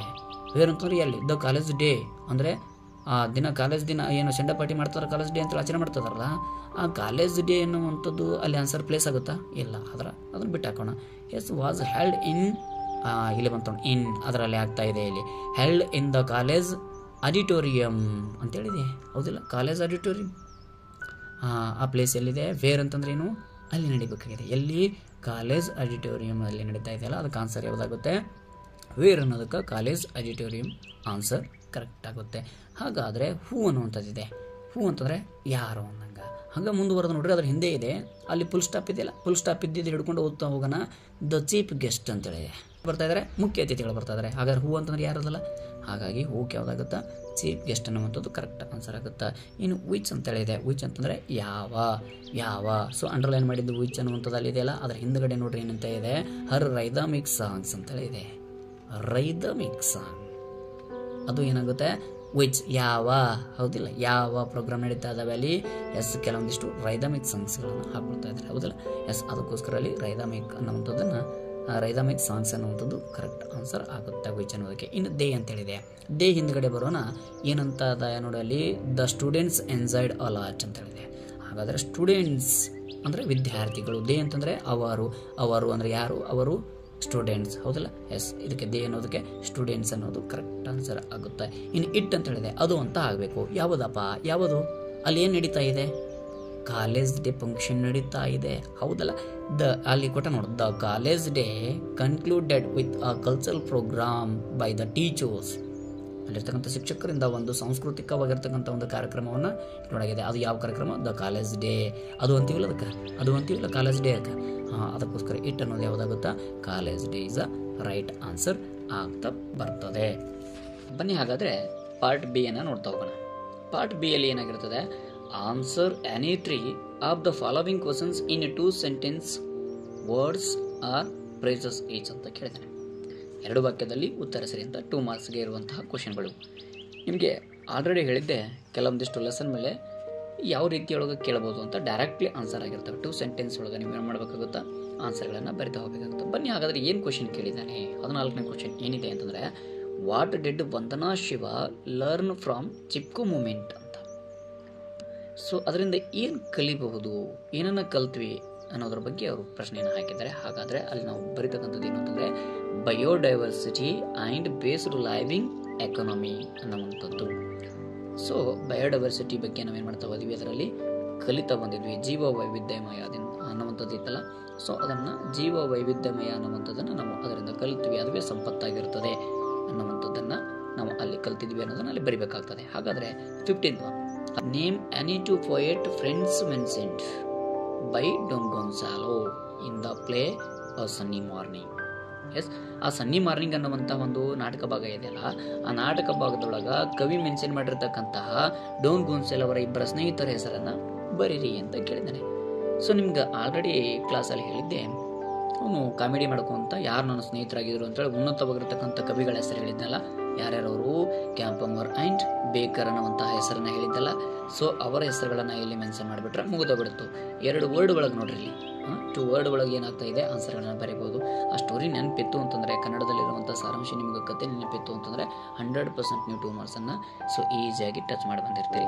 ಎಸ್, ಇನ್ನು 14ನೇ ಕ್ವಶನ್ ನೋಡ್ರಿ. Mention the 2 reasons for which the poet loved his beloved in the poem when you are old. When you are old ಅನ್ನುವಂತಹ ಕವಿತೆಯಲ್ಲಿ ಕವಿ ಏನಕ್ಕೋಸ್ಕರ ತನ್ನ ಪ್ರಿಯತಮೆಯನ್ನ, ತನ್ನ ಪ್ರೇಯಸಿಯನ್ನ ಪ್ರೀತಿಸ್ತಾ ಇದ್ದ ಅನ್ನೋದ್ರ ಬಗ್ಗೆ ಕೇಳಿದ್ದಾನೆ. ಇಲ್ಲಿ 2 ರೀಸನ್ಗಳನ್ನು, 2 ಕಾರಣಗಳನ್ನು ನೀವೇನು ಮಾಡ್ತಾ ಹೋಗಬೇಕು, 2 ಕಾರಣಗಳನ್ನು ಬರೀತಾ ಹೋಗಬೇಕು. ಹಾಗಾದ್ರೆ ಅವು 2 ಕಾರಣಗಳು ಏನಾಗಿರ್ಬೋದು? ಹರ್ ಬ್ಯೂಟಿ ಆಫ್ ಯೂತ್, ಅವಳ ಯೌವನವನ ಜೊತೆಗೆ ಏನು ಲವ್ ಮಾಡ್ತದೆ, ಏನಕ್ಕೋಸ್ಕರ ಲವ್ ಮಾಡ್ತಾ ಇದ್ದ? ಅವಳ ಬ್ಯೂಟಿ, ಅವಳು ಸುಂದರವಾಗಿದ್ಲು, ಚೆನ್ನಾಗಿದ್ಲು ಅನ್ನುವಂಥ ಒಂದು ಕಾರಣಕ್ಕೋಸ್ಕರ ಲವ್ ಮಾಡ್ತಾ ಇದ್ದ. ಅದರ ಜೊತೆಗೆ her inner qualities beauty. Inner quality means ಪ್ರೀತಿಸ್ತಾ ಇದ್ದ, ಅವಳಲ್ಲಿರುವಂತಹ ಅಂತರಾತ್ಮವನ್ನು ಕೂಡ ಪ್ರೀತಿಯನ್ನ ಮಾಡ್ತಾ ಇದ್ದ. ಸೊ ಕೇವಲ ದೈಹಿಕ ಸೌಂದರ್ಯ ಅಷ್ಟೇ ಅಲ್ಲ, ಅವಳಲ್ಲಿರುವಂತಹ ಲವ್ ಆ್ಯಂಡ್ ಡೆವೋಷನ್ ಅಂತ ಕರಿತಾ ಇದ್ವಲ್ಲ, ಸೊ ಪ್ರೀತಿ ಮತ್ತು ಭಕ್ತಿ ಅನ್ನುವಂಥದ್ದನ್ನು ಕೂಡ ಅವನಲ್ಲಿ ಇತ್ತು ಅನ್ನುವಂಥದ್ದನ್ನು ವೆನ್ ಯು ಆರ್ ಓಲ್ಡ್ ಅನ್ನುವಂಥ ಪೋಯಮಲ್ಲಿ ಏನು ಮಾಡಿದ್ದಾನೆ ಕವಿ ವ್ಯಕ್ತಪಡಿಸಿದ್ದಾನೆ ಅನ್ನೋದ್ರ ಬಗ್ಗೆ ಇಲ್ಲಿ ನಾವು 2 ಸೆಂಟೆನ್ಸಲ್ಲಿ ಆನ್ಸರನ್ನು ಹೇಳ್ತಾ ಹೋಗಬೇಕಾಗ್ತದೆ. ಹಾಗಾದರೆ ಲಾಸ್ಟ್ 2 ಮಾರ್ಕ್ಸಿನ ಕ್ವಶನ್ ಇದೆ ನೋಡಿ, ಏನಂತ ಇದೆ. ಸೊ 7th ಎಷ್ಟನೇದು 17th ಒನ್ ಅಂದರೆ 17ನೇ ಕ್ವಶನ್. 17th ಕ್ವಶನ್ ಏನಾಗಿದೆ ನೋಡ್ರಿ. How does the poet create heaven on earth? ಅಂದರೆ ಹೇಗೆ ಕವಿ ಈ ಭೂಮಿಯ ಮೇಲೆ ಸ್ವರ್ಗವನ್ನು ನಿರ್ಮಿಸಿದ, ಸೃಷ್ಟಿ ಮಾಡ್ದ ಅನ್ನೋದ್ರ ಬಗ್ಗೆ ಅವ್ರ ಕವಿ ಕೇಳಿದ್ದಾರೆ. ಇದನ್ನು ಒಂದು ಪೊಯ ಮೇಲೆ ಕೇಳೋದ್ರಿಂದ ಇಲ್ಲಿ ಯಾವ ರೀತಿ ಕವಿಯನ್ನು ವರ್ಣನೆ ಮಾಡಿದ್ದು ತನ್ನ ಕವಿತೆಯೊಳಗೆ ಕೊಟ್ಟಿದ್ದಾನೆ. Imbibing and spilling the song of nectar. ಅಂದರೆ ಆ ಮಕರಂದವನ್ನು ಹುಡುಕಿಕೊಂಡು ಹೋಗ್ತಕ್ಕಂತಹ ದುಂಬಿ ಯಾವ ರೀತಿ ಮಕರಂದವನ್ನು ಸವಿತಾ ಹೋಗ್ತದೆ ಅನ್ನೋದ್ರ ಬಗ್ಗೆ ಕವಿ, ಅದುವೇ ಸ್ವರ್ಗ ಆಗಿರ್ತದೆ ಅನ್ನೋದ್ರ ಬಗ್ಗೆ ಮಾಹಿತಿಯನ್ನು ಕೊಟ್ಟಿದ್ದಲ್ಲ. ಸೊ ಅದನ್ನು ನಾವು ಇಂಗ್ಲೀಷ್ನಲ್ಲಿ ಬರಿತಾ ಇದೀವಿ. ಅದನ್ನು ಇಲ್ಲಿ ಬರೆದ್ಬಿಟ್ರೆ ಯಾವ ರೀತಿ, the poet create heavens on earth ಅಂತೇಳಿ ಬರೆದ್ಬಿಟ್ರೆ ಮುಗಿದು ಹೋಗ್ಬಿಡ್ತು. ಇದು ಕೂಡ 2 ಸೆಂಟೆನ್ಸಲ್ಲಿ ಆನ್ಸರ್ ಆಗುತ್ತಾ. ಇಲ್ಲಿ ನಿಮಗೆ ಯಾವುದೇ ಕಾರಣಕ್ಕೂ 1 ಮಾರ್ಕ್ಸು ಕೂಡ ಕಟ್ಟಾಗಲಿಕ್ಕೆ ಸಾಧ್ಯ ಇಲ್ಲ. ಯಾರಿಗೆಲ್ಲ ಈ ಕನ್ನಡದಲ್ಲಿ ಸ್ಟೋರೀಸ್ ಎಲ್ಲ ಕೇಳಿದಾರೋ, ಚೆನ್ನಾಗಿ ಕ್ಲಾಸ್ಗಳನ್ನು ಲೀಸ್ ಮಾಡಿದಾರೋ, ಅವ್ರಿಗೆಲ್ಲರಿಗೂ ಕೂಡ ಏನಾಗಿರ್ತದೆ, ಈ 2 ಮಾರ್ಕ್ಸ್ ಕ್ವಶನ್ಸ್ಗಳು 100% ಬಂದಿರ್ತವೆ ಅವರೆಲ್ಲರಿಗೂ. ಹಾಗಾದರೆ ಬನ್ನಿ ವಿದ್ಯಾರ್ಥಿಗಳೇ, ಇನ್ನು ನಾವು 3 ಮಾರ್ಕ್ಸ್ ಕ್ವಶನ್ಸ್ಗಳು ಅದಾವಲ್ಲ, ಈ 3 ಮಾರ್ಕ್ಸ್ ಕ್ವಶನ್ಸ್ಗಳನ್ನು ನಾವು ನೆಕ್ಸ್ಟ್ ಕ್ಲಾಸ್ ಒಳಗೆ ಅವಕ್ಕೆ ಆನ್ಸರ್ಗಳನ್ನು ಮಾಡಿಬಿಡ್ತಾ ಇರ್ತೀನಿ. ಸೊ ಅದರ ಜೊತೆಗೆ ಈ 4 ಮಾರ್ಕ್ಸ್ ಕ್ವಶನ್ಸ್ಗಳಿಗೂ ಕೂಡ ಆನ್ಸರ್ಗಳನ್ನು ಮಾಡಿಬಿಡ್ತೀನಿ. ಏನಕ್ಕೋಸ್ಕರ ಅಂತಂದರೆ ನೀವು ಕೀ ಆನ್ಸರ್ ನೋಡ್ಕೊಳ್ಳೋದಕ್ಕೂ ನಿಮಗೆ ಯೂಸ್ ಆಗುತ್ತೆ. ಅದರ ಜೊತೆಗೆ ನಿಮ್ಮ ಹಿಂದೆ ಇರ್ತಕ್ಕಂಥ ಜೂನಿಯರ್ಸ್ ಅದಾರಲ್ಲ, ಆ ಜೂನಿಯರ್ಸ್ಗಳಿಗೆ ಯಾವ ರೀತಿ ಬರೀಬೇಕು, ಯಾವ ಕ್ವಶನ್ಸ್ಗೆ ಎಷ್ಟೆಷ್ಟು ಫೇಸ್ಗಳಲ್ಲಿ ಆನ್ಸರ್ಗಳನ್ನು ಬರೀಬೇಕು, ಎಷ್ಟು ವರ್ಡ್ಗಳಲ್ಲಿ, ಎಷ್ಟು ಸೆಂಟೆನ್ಸ್ಗಳಲ್ಲಿ ಯಾವ ರೀತಿ ಸ್ಕಿಲ್ಸ್ಗಳನ್ನು ಯೂಸ್ ಮಾಡಿ ಬರೀಬೇಕು ಅನ್ನೋದ್ರ ಬಗ್ಗೆ ನಾನು ಥಿಯರಿ ಕ್ಲಾಸ್ದು ಇನ್ನೊಂದು ವಿಡಿಯೋನ ಮಾಡಿ ಹಾಕ್ತೀನಿ ಅಂತ. ಸೊ ಅದರೊಂದಿಗೆ ಇಲ್ಲಿ ಪಾರ್ಟ್ ಸಿ ಬರ್ತೀವಿ ನಾವು. ಪಾರ್ಟ್ ಸಿಯಲ್ಲಿ 30 ಕ್ವಶನ್ ಇದೆ, ಅಂದರೆ 30ನೇ ಕ್ವಶನ್. 30th ಕ್ವಶನ್ ಏನಿದೆ ಅಲ್ಲ, 30ನೇ ಕ್ವಶನ್ ಏನಾಗಿರ್ತದೆ ಅಂದರೆ, ರೀಡ್ ದ ಫಾಲೋವಿಂಗ್ ಪ್ಯಾಸೇಜ್. ಒಂದು ಸ್ಟೋರಿನ ಕೊಟ್ಟಿರ್ತಾರೆ, ಆ ಸ್ಟೋರಿಗೆ ಅನುಗುಣವಾಗಿ ಕ್ವಶನ್ಸ್ಗಳನ್ನು ರೈಸ್ ಮಾಡಿರ್ತಾರೆ, ಅದಕ್ಕೆ ಆನ್ಸರ್ಗಳನ್ನು ನೀವೇನು ಮಾಡ್ತಾ ಹೋಗಬೇಕು, ಬರಿತಾ ಹೋಗಬೇಕಾಗ್ತದೆ. ಹಾಗಾದರೆ ಇಷ್ಟೊಂದು ಈಸಿಯಾಗಿರ್ತಕ್ಕಂಥ ಒಂದು ಸ್ಟೋರಿ ನಿಮ್ಗೆ ಕೊಟ್ಟಿದ್ದಾನಂತಂದರೆ, ತಿಮ್ಮಕ್ಕ ಯಾರಿಗೂ ಗೊತ್ತಿಲ್ಲ ಹೇಳಿ, ಸಾಲು ಮರದ ತಿಮ್ಮಕ್ಕ ಅಂತೇಳಿ ಕರೆದಿರಲ್ಲ. ಸೊ ಹಾಗೆ ಆ ಸಾಲು ಮರದ ತಿಮ್ಮಕ್ಕನ ಸ್ಟೋರಿನ ಏನು ಮಾಡಿದ್ದಾನೆ, ನಿಮಗೆ ಕೊಟ್ಟಿದ್ದಾನೆ. ಇಲ್ಲಿ ಈಸಿಯಾಗಿ ನೀವು ಆ ಪ್ಯಾಸೇಜನ್ನು ಓದದೇನೆ ಆ ಕ್ವಶನ್ಗಳನ್ನು ಓದಿ ಆನ್ಸರ್ಗಳನ್ನು ಬರಿಬೋದಾಗಿರ್ತದೆ. ಹಾಗಾದರೆ ನಾನು ಏನು ಮಾಡ್ತೀನಿ ಅಂತಂದರೆ, ಕೇವಲ ಇದನ್ನು ಸ್ಟೋರಿನ ಹೇಳ್ತಾ ಹೋಗ್ತೀನಿ. ಆ ಸ್ಟೋರಿ ಹೇಳಿದ್ರೆ ನಿಮಗೆ ಆನ್ಸರ್ಗಳು ಈಸಿಯಾಗಿ ಫೈಂಡ್ ಔಟ್ ಆಗ್ತಾ ಹೋಗ್ತವೆ. ಇಲ್ಲಿ ನೋಡ್ರಿ, ಸಾಲು ಮರದ Thimmakka is an Indian environmentalist from Karnataka. ನೋಡಿ, ಕರ್ನಾಟಕದಿಂದ ಸಾಲುಮರದ ತಿಮ್ಮಕ್ಕ ಅನ್ನುವಂಥವಳು ಏನಾಗಿದ್ದಾಳೆ, ಇಂಡಿಯನ್ ಎನ್ವಿರಾನ್ಮೆಂಟಲಿಸ್ಟ್. ಪರಿಸರ ತಜ್ಞೆಯಾಗಿರ್ತಕ್ಕಂತಹ ಭಾರತೀಯಳಾಗಿ ಗುರುತಿಸಿಕೊಂಡಿದ್ದಾಳ. ಯಾರು? ಸಾಲು ಮರದ ತಿಮ್ಮಕ್ಕ. ಇದು ನಮ್ಮ ಹೆಮ್ಮೆ ಅಂತ ಹೇಳೋದು. ನಮ್ಮ ಕರ್ನಾಟಕದ ಒಬ್ಬ ಮಹಿಳೆ, ಭಾರತೀಯ ಒಬ್ಬ ಪರಿಸರ ತಜ್ಞೆ ಅಂತೇಳಿ ನಾವು ಕರಿತಾ ಇದ್ದೀವಿ ಅಲ್ಲ, ಪರಿಸರ ಮೇಲೆ ಏನಿರ್ತಕ್ಕಂಥ ಪ್ರೀತಿಯನ್ನು ಹೊಂದ್ಕೊಂಡಿದ್ಲು ಅಂತ ಗುರುತಿಸಿದ್ದೀವಲ್ಲ, ಅದು ನಮ್ಮ ಹೆಮ್ಮೆ. ಅದರೊಂದಿಗೆ who is noun for planting and caring for thousand of trees ಅಂತಂದರೆ, ಅವಳು ಸಾವಿರಾರು ಮರಗಳನ್ನು ನೆಟ್ಬಿಟ್ಟು, ಪ್ಲಾಂಟಿಂಗ್ ಅಂತಂದ್ರೆ ಏನು? ನೆಡುವುದು. ಅದನ್ನು ಉಳ್ತೀವಲ್ಲ, ಅದನ್ನು ಪ್ಲಾಂಟಿಂಗ್ ಅಂತ ಕರಿತೀವಿ. ಎಷ್ಟು ಅಂತಂದರೆ ಕೇರ್, ಅದರ ಬಗ್ಗೆ ಕಾಳಜಿಯನ್ನು ವಹಿಸಿದ್ಲು. ಸಾವಿರಾರು ಮರಗಳನ್ನು ನೆಡುವುದರ ಮುಖಾಂತರ ಅವುಗಳಿಗೆ ಕಾಳಜಿಯನ್ನು ವಹಿಸ್ತಾ ಬಂದ್ಲು. C is called as tree women. ನೋಡ್ರಿ, ಅವಳಿಗೆ ಏನಂತ ಕರಿತಾ ಬಂದಿದ್ದಾರೆ ಎಲ್ಲರೂ ಅಂತಂದರೆ ಮರದ ಮಹಿಳೆ, ಅಂದರೆ ಸಾಲು ಮರದ ತಿಮ್ಮಕ್ಕ ಅಂತ ಕರಿತೀವಲ್ಲ ಹಾಗೆ. ಸೊ ನಾವು ಕನ್ನಡ ಹೇಳ್ಬೇಕಾದ್ರೆ ಸಾಲು ಮರದ ತಿಮ್ಮಕ್ಕ ಅಂತೇಳಿ ನಾವು ಕೂಡ ಏನು ಮಾಡ್ತಾ ಇದ್ವಿ, ಅವಳನ್ನು ಕರಿತಾ ಇರಲಿ ಮರದ ಮಹಿಳೆ ಅಂತೇಳಿ ಸೊ ಅರ್ಥವನ್ನು ಕೊಡ್ತಾ ಹೋಗ್ತದೆ. Thimmakka was born in a poor family in a small village in Gubbi taluk, Tumakuru district ಅಂತ ಕೊಟ್ಟವನೆ. ಹಾಗಾದರೆ Thimmakka was born in poor family ಅಂದರೆ ತುಂಬ ಬಡತನದಲ್ಲಿರ್ತಕ್ಕಂತಹ ಒಂದು ಕುಟುಂಬದೊಳಗೆ ಜನಿಸಿರುವಂತಹ ತಿಮ್ಮಕ್ಕ ಆಗಿದ್ಲು. ತುಂಬ ಒಂದು ಬಡತನದ ಒಂದು ಕುಟುಂಬದೊಳಗೆ ಜನಿಸಿದ್ಲು. ಅದರೊಂದಿಗೆ ಸ್ಮಾಲ್ ವಿಲೇಜ್, ಸಣ್ಣ ಪುಟ್ಟ ಹಳ್ಳಿಯಲ್ಲಿ ಜನಿಸಿರ್ತಕ್ಕಂಥದ್ದು. ಅದು ಯಾವುದು ಅಂತಂದರೆ ಗುಬ್ಬಿ ತಾಲೂಕಿನಲ್ಲಿ ಬರ್ತಕ್ಕಂತಹ ತುಮಕೂರು ಡಿಸ್ಟಿಕ್. ಅದು ತುಮಕೂರು ಡಿಸ್ಟಿಕ್ಕಲ್ಲಿ ಬರುವಂಥ ಒಂದು ಗುಬ್ಬಿ ತಾಲೂಕು ಇನ್ ಕರ್ನಾಟಕ ರಾಜ್ಯದಲ್ಲಿ ಒಂದು ತುಮಕೂರು ಡಿಸ್ಟಿಕ್ ಒಳಗೆ ಗುಬ್ಬಿ ತಾಲೂಕಿನೊಳಗೆ ಜನಿಸಿರತಕ್ಕಂಥ ಒಂದು ಬಡತನದ ಕುಟುಂಬದೊಳಗೆ ಜನಿಸಿರುವಂತಹ ಮಹಿಳೆ ಯಾರಾಗಿದ್ಲು? ಈ ತಿಮ್ಮಕ್ಕ ಆಗಿದ್ಲು. ಹಾಗಾದರೆ Thimmakka could not go to school due to poverty and lack of facilities. ಅವಳು ಶಾಲೆಗೆ ಹೋಗುವುದನ್ನು ನಿಲ್ಲಿಸಿಬಿಟ್ಟಿದ್ದಳು ತಿಮ್ಮಕ್ಕ. ಏನಕ್ಕೋಸ್ಕರ ಅವಳು ಹೋಗಲಿಲ್ಲ ಶಾಲೆಗೆ ಅಂತಂದರೆ to poverty and lack of facilities. ಅತ್ಯಂತ ಕಡು ಬಡತನ ಇತ್ತು, ಅವಳಿಗೆ ಇರ್ತಕ್ಕಂಥ ಕೆಲವೊಂದಿಷ್ಟು ಸೌಕರ್ಯಗಳು ಸಿಗ್ತಾ ಇರಲಿಲ್ಲ. ಅದಕ್ಕೋಸ್ಕರ ಏನು ಮಾಡ್ತಾ ಮೊದಲು ತಮ್ಮ ಬಡತನವೇ ಅವಳಿಗೆ ಕಂಟಕವಾಗಿ ಕಾಡಿತ್ತು ಅನಿಸುತ್ತಾ, ಅದಕ್ಕೋಸ್ಕರ ಶಾಲೆಗೆ ಯಾವುದೇ ರೀತಿ ಕಾರಣಕ್ಕಾಗಿ ಹೋಗಲಿಲ್ಲ. ಅವಳು ಶಾಲೆನ ಕಲಿತಾ ಇರಲಿಲ್ಲ. ಸೊ ಶಾಲೆ ಕಲ್ತಿರ್ಲಿಲ್ಲ ಅಂತಂದರೆ ಮುಂದುವರೆದು ನೋಡೋಣ. She was married to Shri Bikkala Chikkayya of Hulikal village. ಅಂದರೆ ಹುಲಿಕಲ್ ವಿಲೇಜ್ ಹಳ್ಳಿಯಲ್ಲಿರ್ತಕ್ಕಂತಹ ಒಬ್ಬ ವ್ಯಕ್ತಿ ಯಾರು ಅಂತಂದರೆ ಬಿಕ್ಕಲ ಚಿಕ್ಕಯ್ಯ ಅನ್ನುವಂತಹ ವ್ಯಕ್ತಿಯ ಜೊತೆ ಅವಳ ಮದುವೆ ಆಗ್ತದೆ. ಇವಳ ಮದುವೆ ಆದ ನಂತರ ಆಟ್ ದ ಏಜ್ ಆಫ್ 40, ಇವಳು 40 ವರ್ಷ ವಯಸ್ಸಿನೊಳಗಿದ್ಲು. ಆ ಮೂಮೆಂಟ್ ಒಳಗೆ ಮದುವೆ ಆಗಿಲ್ಲ. ಬಟ್ 40ನೇ ವಯಸ್ಸಿನಲ್ಲಿ ಇರಬೇಕಾದ್ರೆ ಅವಳು ಏನು ಅಂದ್ಕೊಂಡಿರಲಿಲ್ಲ ಅಂತಂದರೆ she wanted to end her life. ಇಲ್ಲಿಗೆ ನನ್ನ ಜೀವನ ಮುಗೀತು ಅಂತೇಳಿ ಅನ್ಕೊಳ್ಳಿಲ್ಲ ಅವಳು. ಇವಾಗ ನಾವುಗಳದೀವಿ, ಜೀವನ ಮುಗೀತು, ನನ್ನ ಕಷ್ಟ ಇದೆ ಅಷ್ಟೆಲ್ಲ ಹೇಳ್ತೀವಿ. ಆದರೆ 40 ವರ್ಷದ ಮಹಿಳೆ ಅಲ್ಲಿಗೆ ಅವಳ ಜೀವನ ಮುಗೀತು ಅಂತೇಳಿ ಅನ್ಕೊಳ್ಳಿಲ್ಲ. As she could not conceive, ಅದು ಕಲ್ಪನೆನೂ ಕೂಡ ಮಾಡ್ಕೊಳ್ಳಿಲ್ಲ ಅವಳು. ಇಲ್ಲಿಗೆ ನನ್ನ ಜೀವನ ಮುಗೀತಲ್ಲಪ್ಪ, ವಯಸ್ಸಾಯ್ತಲ್ಲಪ್ಪ ಅಂತೇಳಿ. ಹಾಗಾದರೆ ಏನು ಮಾಡಿರಬಹುದು? C started planting banyan trees along with her husband. ಬಹಳ ದಿನಗಳವರೆಗೆ ತನ್ನ ಪತಿದೇವನ ಜೊತೆ ಸೇರಿ, ತನ್ನ ಗಂಡನ ಜೊತೆ ಸೇರಿ ಏನು ಮಾಡ್ತಾ ಹೋಗ್ತಾಳೆ? ಸ್ಟಾರ್ಟೆಡ್ ಪ್ಲಾಂಟಿಂಗ್ ಬನ್ಯಾನ್ ಟ್ರೀಸ್, ಆಲದ ಮರಗಳನ್ನು ನೆಡುವುದರ ಮುಖಾಂತರ, ಆಲದ ಮರಗಳನ್ನು ಹಚ್ಚುವುದರ ಮುಖಾಂತರ ಏನು ಮಾಡ್ತಾ ಹೋಗ್ತಾಳೆ? ಸೊ ಹಾಗೆ ಮುಂದುವರೆದು ಯಾರು they started with 10 banyan sapling on either side of the road ಅಂತಂದರೆ ಆ ರಸ್ತೆಯ ಎರಡೂ ಬದಿಗಳಲ್ಲಿ 10 ಆಲದ ಮರಗಳನ್ನು ನೆಡುವುದರ ಮುಖಾಂತರ ಇವರು ಗಿಡ ಹಚ್ಚುವುದನ್ನು ಪ್ರಾರಂಭಿಸ್ತಾರೆ. ಸ್ಟಾರ್ಟಿಂಗಲ್ಲಿ ಜೊತೆ ಸೇರಿ ಏನು ಮಾಡಿದ್ಲು? 10 ಆಲದ ಮರಗಳನ್ನು ಆ ರಸ್ತೆಯ ಎರಡೂ ಬದಿಗಳಲ್ಲಿ ನೆಡುವುದರ ಮುಖಾಂತರ ಇವ್ರದ್ದು ಆರಂಭ ಆಗ್ತಾ ಹೋಗ್ತದೆ ಅನ್ನುವಂಥದ್ದನ್ನು. Along the stretch of 4 kilometre in the first year. ಎಲ್ಲಿವರೆಗೆ ಹಚ್ಚಿದ್ರು? ಮೊದಲನೇ ವರ್ಷ ಅಂತಂದರೆ 4 ಕಿಲೋಮೀಟರ್ಗಳಷ್ಟುವರೆಗೆ ಆಲದ ಮರಗಳನ್ನು ಹಚ್ಚುತ್ತಾ ಬಂದರು ಇಬ್ಬರು ಸೇರಿ. 4 ಕಿಲೋಮೀಟರ್ಗಳಷ್ಟು ದೂರ ಆ ರಸ್ತೆ ಬದಿಯಲ್ಲಿ ಅಕ್ಕಪಕ್ಕ ಎರಡೂ ಸೈಡಲ್ಲಿ, ಬೋತ್ ಸೈಡಲ್ಲಿ ಏನು ಮಾಡ್ತಾ ಹೋಗ್ತಾರೆ? ಆ ಆಲದ ಮರಗಳನ್ನು ಏನು ಮಾಡ್ತಾ ಹೋದರು? ನೆಡ್ತಾ ಬಂದರು, ಹಾಗೆ ಬೆಳೆಸ್ತಾ ಬಂದರು. They took care of the plants just like the children. ಅಂತಂದರೆ ಅವರು ಯಾವ ರೀತಿ ಅಂತಂದರೆ ಅದಕ್ಕೆ ಕಾಳಜಿಯನ್ನು ವಹಿಸ್ತಾ ಇದ್ರು. ಅದನ್ನು ಹಚ್ಚಿಬಿಡುವುದು ಅಷ್ಟೇ ಕೊಡುವುದು ಅಂತಲ್ಲ. ಯಾವ ರೀತಿ ಕಾಳಜಿಯನ್ನು ವಹಿಸ್ತಿದ್ರು ಅಂತಂದರೆ ತಮ್ಮ ಮಕ್ಕಳಿಗೆ ಎಷ್ಟು ಪ್ರೀತಿಯನ್ನು ಕೊಡ್ತಾ ಇದ್ರು. ಅವ್ರಿಗೆ ಮಕ್ಕಳು ಇರಲಿಲ್ಲಲ್ಲ, ಅವರು ಆ ಮರಗಳನ್ನೇ ತಮ್ಮ ಮಕ್ಕಳು ಅಂತ ಅಂದ್ಕೊಂಡಿದ್ರು. ಅಷ್ಟೊಂದು ಪ್ರೀತಿ ವಾತ್ಸಲ್ಯದಿಂದ ಏನು ಮಾಡ್ತಾ ಇದ್ರು ಸಾಲು ಮರದ ತಿಮ್ಮಕ್ಕ ಆ ಮರವನ್ನು ತನ್ನ ಪತಿದೇವನ ಜೊತೆ ಸೇರಿ ಆ ರಸ್ತೆ ಬದಿಯಲ್ಲಿ 4 ಕಿಲೋಮೀಟರ್ಗಳಷ್ಟುವರೆಗೆ ಫಸ್ಟ್ ವರ್ಷ, ಮೊದಲನೇ ವರ್ಷ ಅಲ್ಲಿವರೆಗೂ 4 ಕಿಲೋಮೀಟರ್ಗಳಷ್ಟು ದೂರದವರೆಗೂ ಏನು ಮಾಡ್ತಾ ಬಂದ್ಲು? ಆ ಆಲದ ಮರಗಳನ್ನು ನೆಡುತ್ತಾ ಬಂದ್ಲು. Yes, every year the count of trees kept on increasing. ಪ್ರತಿ ವರ್ಷವೂ ಕೂಡ ಏನು ಮಾಡ್ತಾ ಬಂತು ಅಂತಂದರೆ ಆ ಮಸ್ತಿ ಆಗ್ತಾ ಬಂತು, ಜಾಸ್ತಿ ಮರಗಳನ್ನು ಹಚ್ತಾ ಬಂದರು. ಹಾಗೆ ಇದು ಬೆಳವಣಿಗೆ ಆಗ್ತಾ ಬಂತು. ಹಾಗಾದರೆ there have been more than 8,000 other trees grown by Thimmakka and her husband. ಆ ತಿಮ್ಮಕ್ಕ ಮತ್ತು ಅವಳ ಗಂಡನ ಕೈಯಿಂದ ಏನಾಗ್ತಾ ಬಂದು ಅಂತಂದರೆ ಸುಮಾರು 8,000 ಮರಗಳನ್ನು ನೆಡುವುದರ ಮುಖಾಂತರ ಪ್ರೀತಿ ವಾತ್ಸಲ್ಯವನ್ನು ಆ ಪರಿಸರದ ಮೇಲೆ ತೋರ್ತಾ ಬಂದರು ಸಾಲುಮರದ ತಿಮ್ಮಕ್ಕ. ಹಾಗಾದರೆ recognition began to come Thimmakka's face from the year 1995. ಇಲ್ಲಿ ಏನಾಗ್ತಾ ಬಂತು, ರಿಕಾಗ್ನಿಷನ್ ಮೀನ್ಸ್ ಗುರುತಿಸುವಿಕೆ ಅಂತ ನಮ್ಮದು.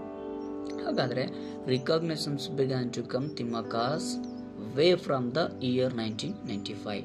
ಆ ತಿಮ್ಮಕ್ಕಳ ದಾರಿ, ಆ ತಿಮ್ಮಕ್ಕಳ ಏನು ಮರವನ್ನು ಹಚ್ಚತಕ್ಕಂತಹ ಕೆಲಸ ಮಾಡ್ತಾ ಇದ್ದಲ್ಲ, ಇದೆಲ್ಲವೂ ಕೂಡ ಯಾವಾಗ ಗುರುತ ಆಗ್ತದೆ, ಎಲ್ಲರಿಗೂ ಕೂಡ ಗುರುತಾಗಲಿಕ್ಕೆ ಸ್ಟಾರ್ಟ್ ಆಗ್ತದೆ ಅಂತಂದರೆ 1995ರಲ್ಲಿ ಅವಳ ಕೆಲಸಗಳು ಎಲ್ಲ ಜನರಿಗೂ ಕೂಡ ಗುರುತಾಗಲಿಕ್ಕೆ ಸ್ಟಾರ್ಟ್ ಆಗ್ತದೆ. ಆ good 5 years after her husband as death. ಅಂದರೆ ತನ್ನ ಪತಿದೇವ ತನ್ನ ಜೊತೆಗೂಡಿ ಏನು ಮಾಡ್ತಾ ಇದ್ದ, ಮರಗಳನ್ನು ನೆಡ್ತಾ ಇದ್ದ, ಅವನು ಕೂಡ ಪ್ರೀತಿಯನ್ನು ತೋರಿಸ್ತಾ ಇದ್ದಲ್ಲ, ಅವನು ತೀರ್ಕೊಂಡ್ಬಿಡ್ತಾನೆ.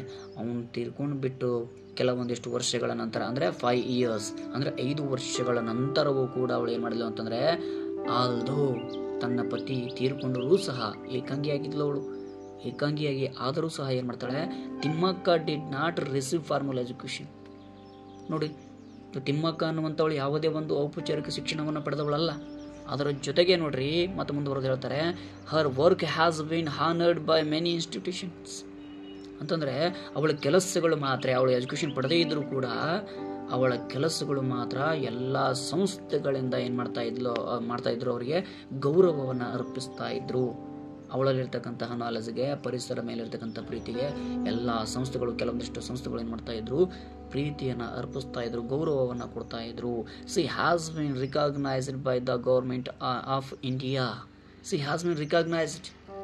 ಮುಂದುವರೆದು ಯಾರಿಂದ ಗುರುತಿಸಲ್ಪಟ್ಟಳು ಅವಳು ಅಂತಂದರೆ, ನಮ್ಮ ಇಂಡಿಯನ್ ಗೌರ್ಮೆಂಟ್, ನಮ್ಮ ಭಾರತೀಯ ಸರ್ಕಾರವು ಕೂಡ ಅವಳನ್ನು ಗುರುತಿಸ್ತದೆ. And was conferred with the Padma Shri award in 2019. ಅಷ್ಟೆಲ್ಲ ಗುರುತಿಸುವುದು ಅಷ್ಟೇ ಅಲ್ಲ, ಗುರುತಿಸ್ಬಿಟ್ಟು ನಮ್ಮ ಭಾರತೀಯ ಸರ್ಕಾರ ಏನು ಮಾಡ್ತು, ಅವಳಿಗೆ 2019ರಲ್ಲಿ ಪದ್ಮಶ್ರೀ ಪ್ರಶಸ್ತಿಯನ್ನು ಕೊಡೋದ್ರ ಮುಖಾಂತರ ಅವಳಿಗೆ ಗೌರವವನ್ನು ಸಲ್ಲಿಸ್ತದೆ. ಅದರ ಜೊತೆಗೆ ನೋಡ್ರಿ, which is one of the highest civilian award in the country. ನಮ್ಮ ಭಾರತದೊಳಗೆ ಅತ್ಯಂತ ದೊಡ್ಡದಾಗಿರ್ತಕ್ಕಂಥ ಒಂದು ನಾಗರಿಕ ಪ್ರಶಸ್ತಿ ಅಂತೇಳಿ ಇದ್ದರೆ ಅದು ಯಾವುದಾಗಿರ್ತದೆ, ಪದ್ಮಶ್ರೀ ಪ್ರಶಸ್ತಿಯಾಗಿದೆ. ಅಂಥ ಪ್ರಶಸ್ತಿ ಅವರಿಗೆ ಕೊಡ್ತಾ ಬಂದರು. ಅಷ್ಟೇ ಅಲ್ಲ, there is also an environmental organisations named after her in the US called Thimmakka's resource for environmental education. ಇದರ ಅರ್ಥ ಏನು ಅಂತಂದರೆ, there is also an environmental organisations named after her in US. ಅಂದರೆ ಇಷ್ಟೆಲ್ಲ ಆದ ನಂತರ US ಅನ್ನುವಂಥದ್ದು ಅಮೇರಿಕ ರಾಷ್ಟ್ರದಲ್ಲಿಯೂ ಕೂಡ ವಿಶ್ವದಾದ್ಯಂತ ನೋಡ್ರಿ, ಸಾಲುಮರದ ತಿಮ್ಮಕ್ಕ ಕೇವಲ ನಮ್ಮ ಕರ್ನಾಟಕದಲ್ಲಿ ಬೆಳೆದಿರ್ತಕ್ಕಂಥ ಒಂದು ಹಳ್ಳಿಯ ಮಹಿಳೆ, ಇಡೀ ದೇಶ ಅಷ್ಟೇ ಅಲ್ಲ, ವರ್ಲ್ಡಲ್ಲಿ ಇಡೀ ಜಗತ್ತಿನಲ್ಲಿರ್ತಕ್ಕಂಥ ಒಂದು ಹೆಸರುವಾಸಿಯಾಗಿರ್ತಕ್ಕಂತಹ ರಾಷ್ಟ್ರ ಅಮೇರಿಕ ರಾಷ್ಟ್ರವು ಕೂಡ ಇವಳನ್ನು ಗುರುತಿಸಿಬಿಟ್ಟು ಏನು ಮಾಡ್ತದೆ, ಆರ್ಗನೈಸೇಷನ್ಸ್ ಒಂದು ಸಂಸ್ಥೆ, ಇವಳ ಹೆಸರ ಮೇಲೆ ಒಂದು ಸಂಸ್ಥೆನೇ ಕ್ರಿಯೇಟ್ ಮಾಡ್ಕೊಂಡ್ಬಿಟ್ರು. ಒಂದು ಸಂಘಟನೆ ಅಂತ ಕೇಳ್ತೀವಲ್ಲ, ಹಾಗೆ ಒಂದು ಸಂಸ್ಥೆನೇ ಸೃಷ್ಟಿ ಮಾಡ್ಕೊಂಡ್ಬಿಟ್ಟಿದ್ದಾರೆ ಅಂತ US ಅಲ್ಲಿ.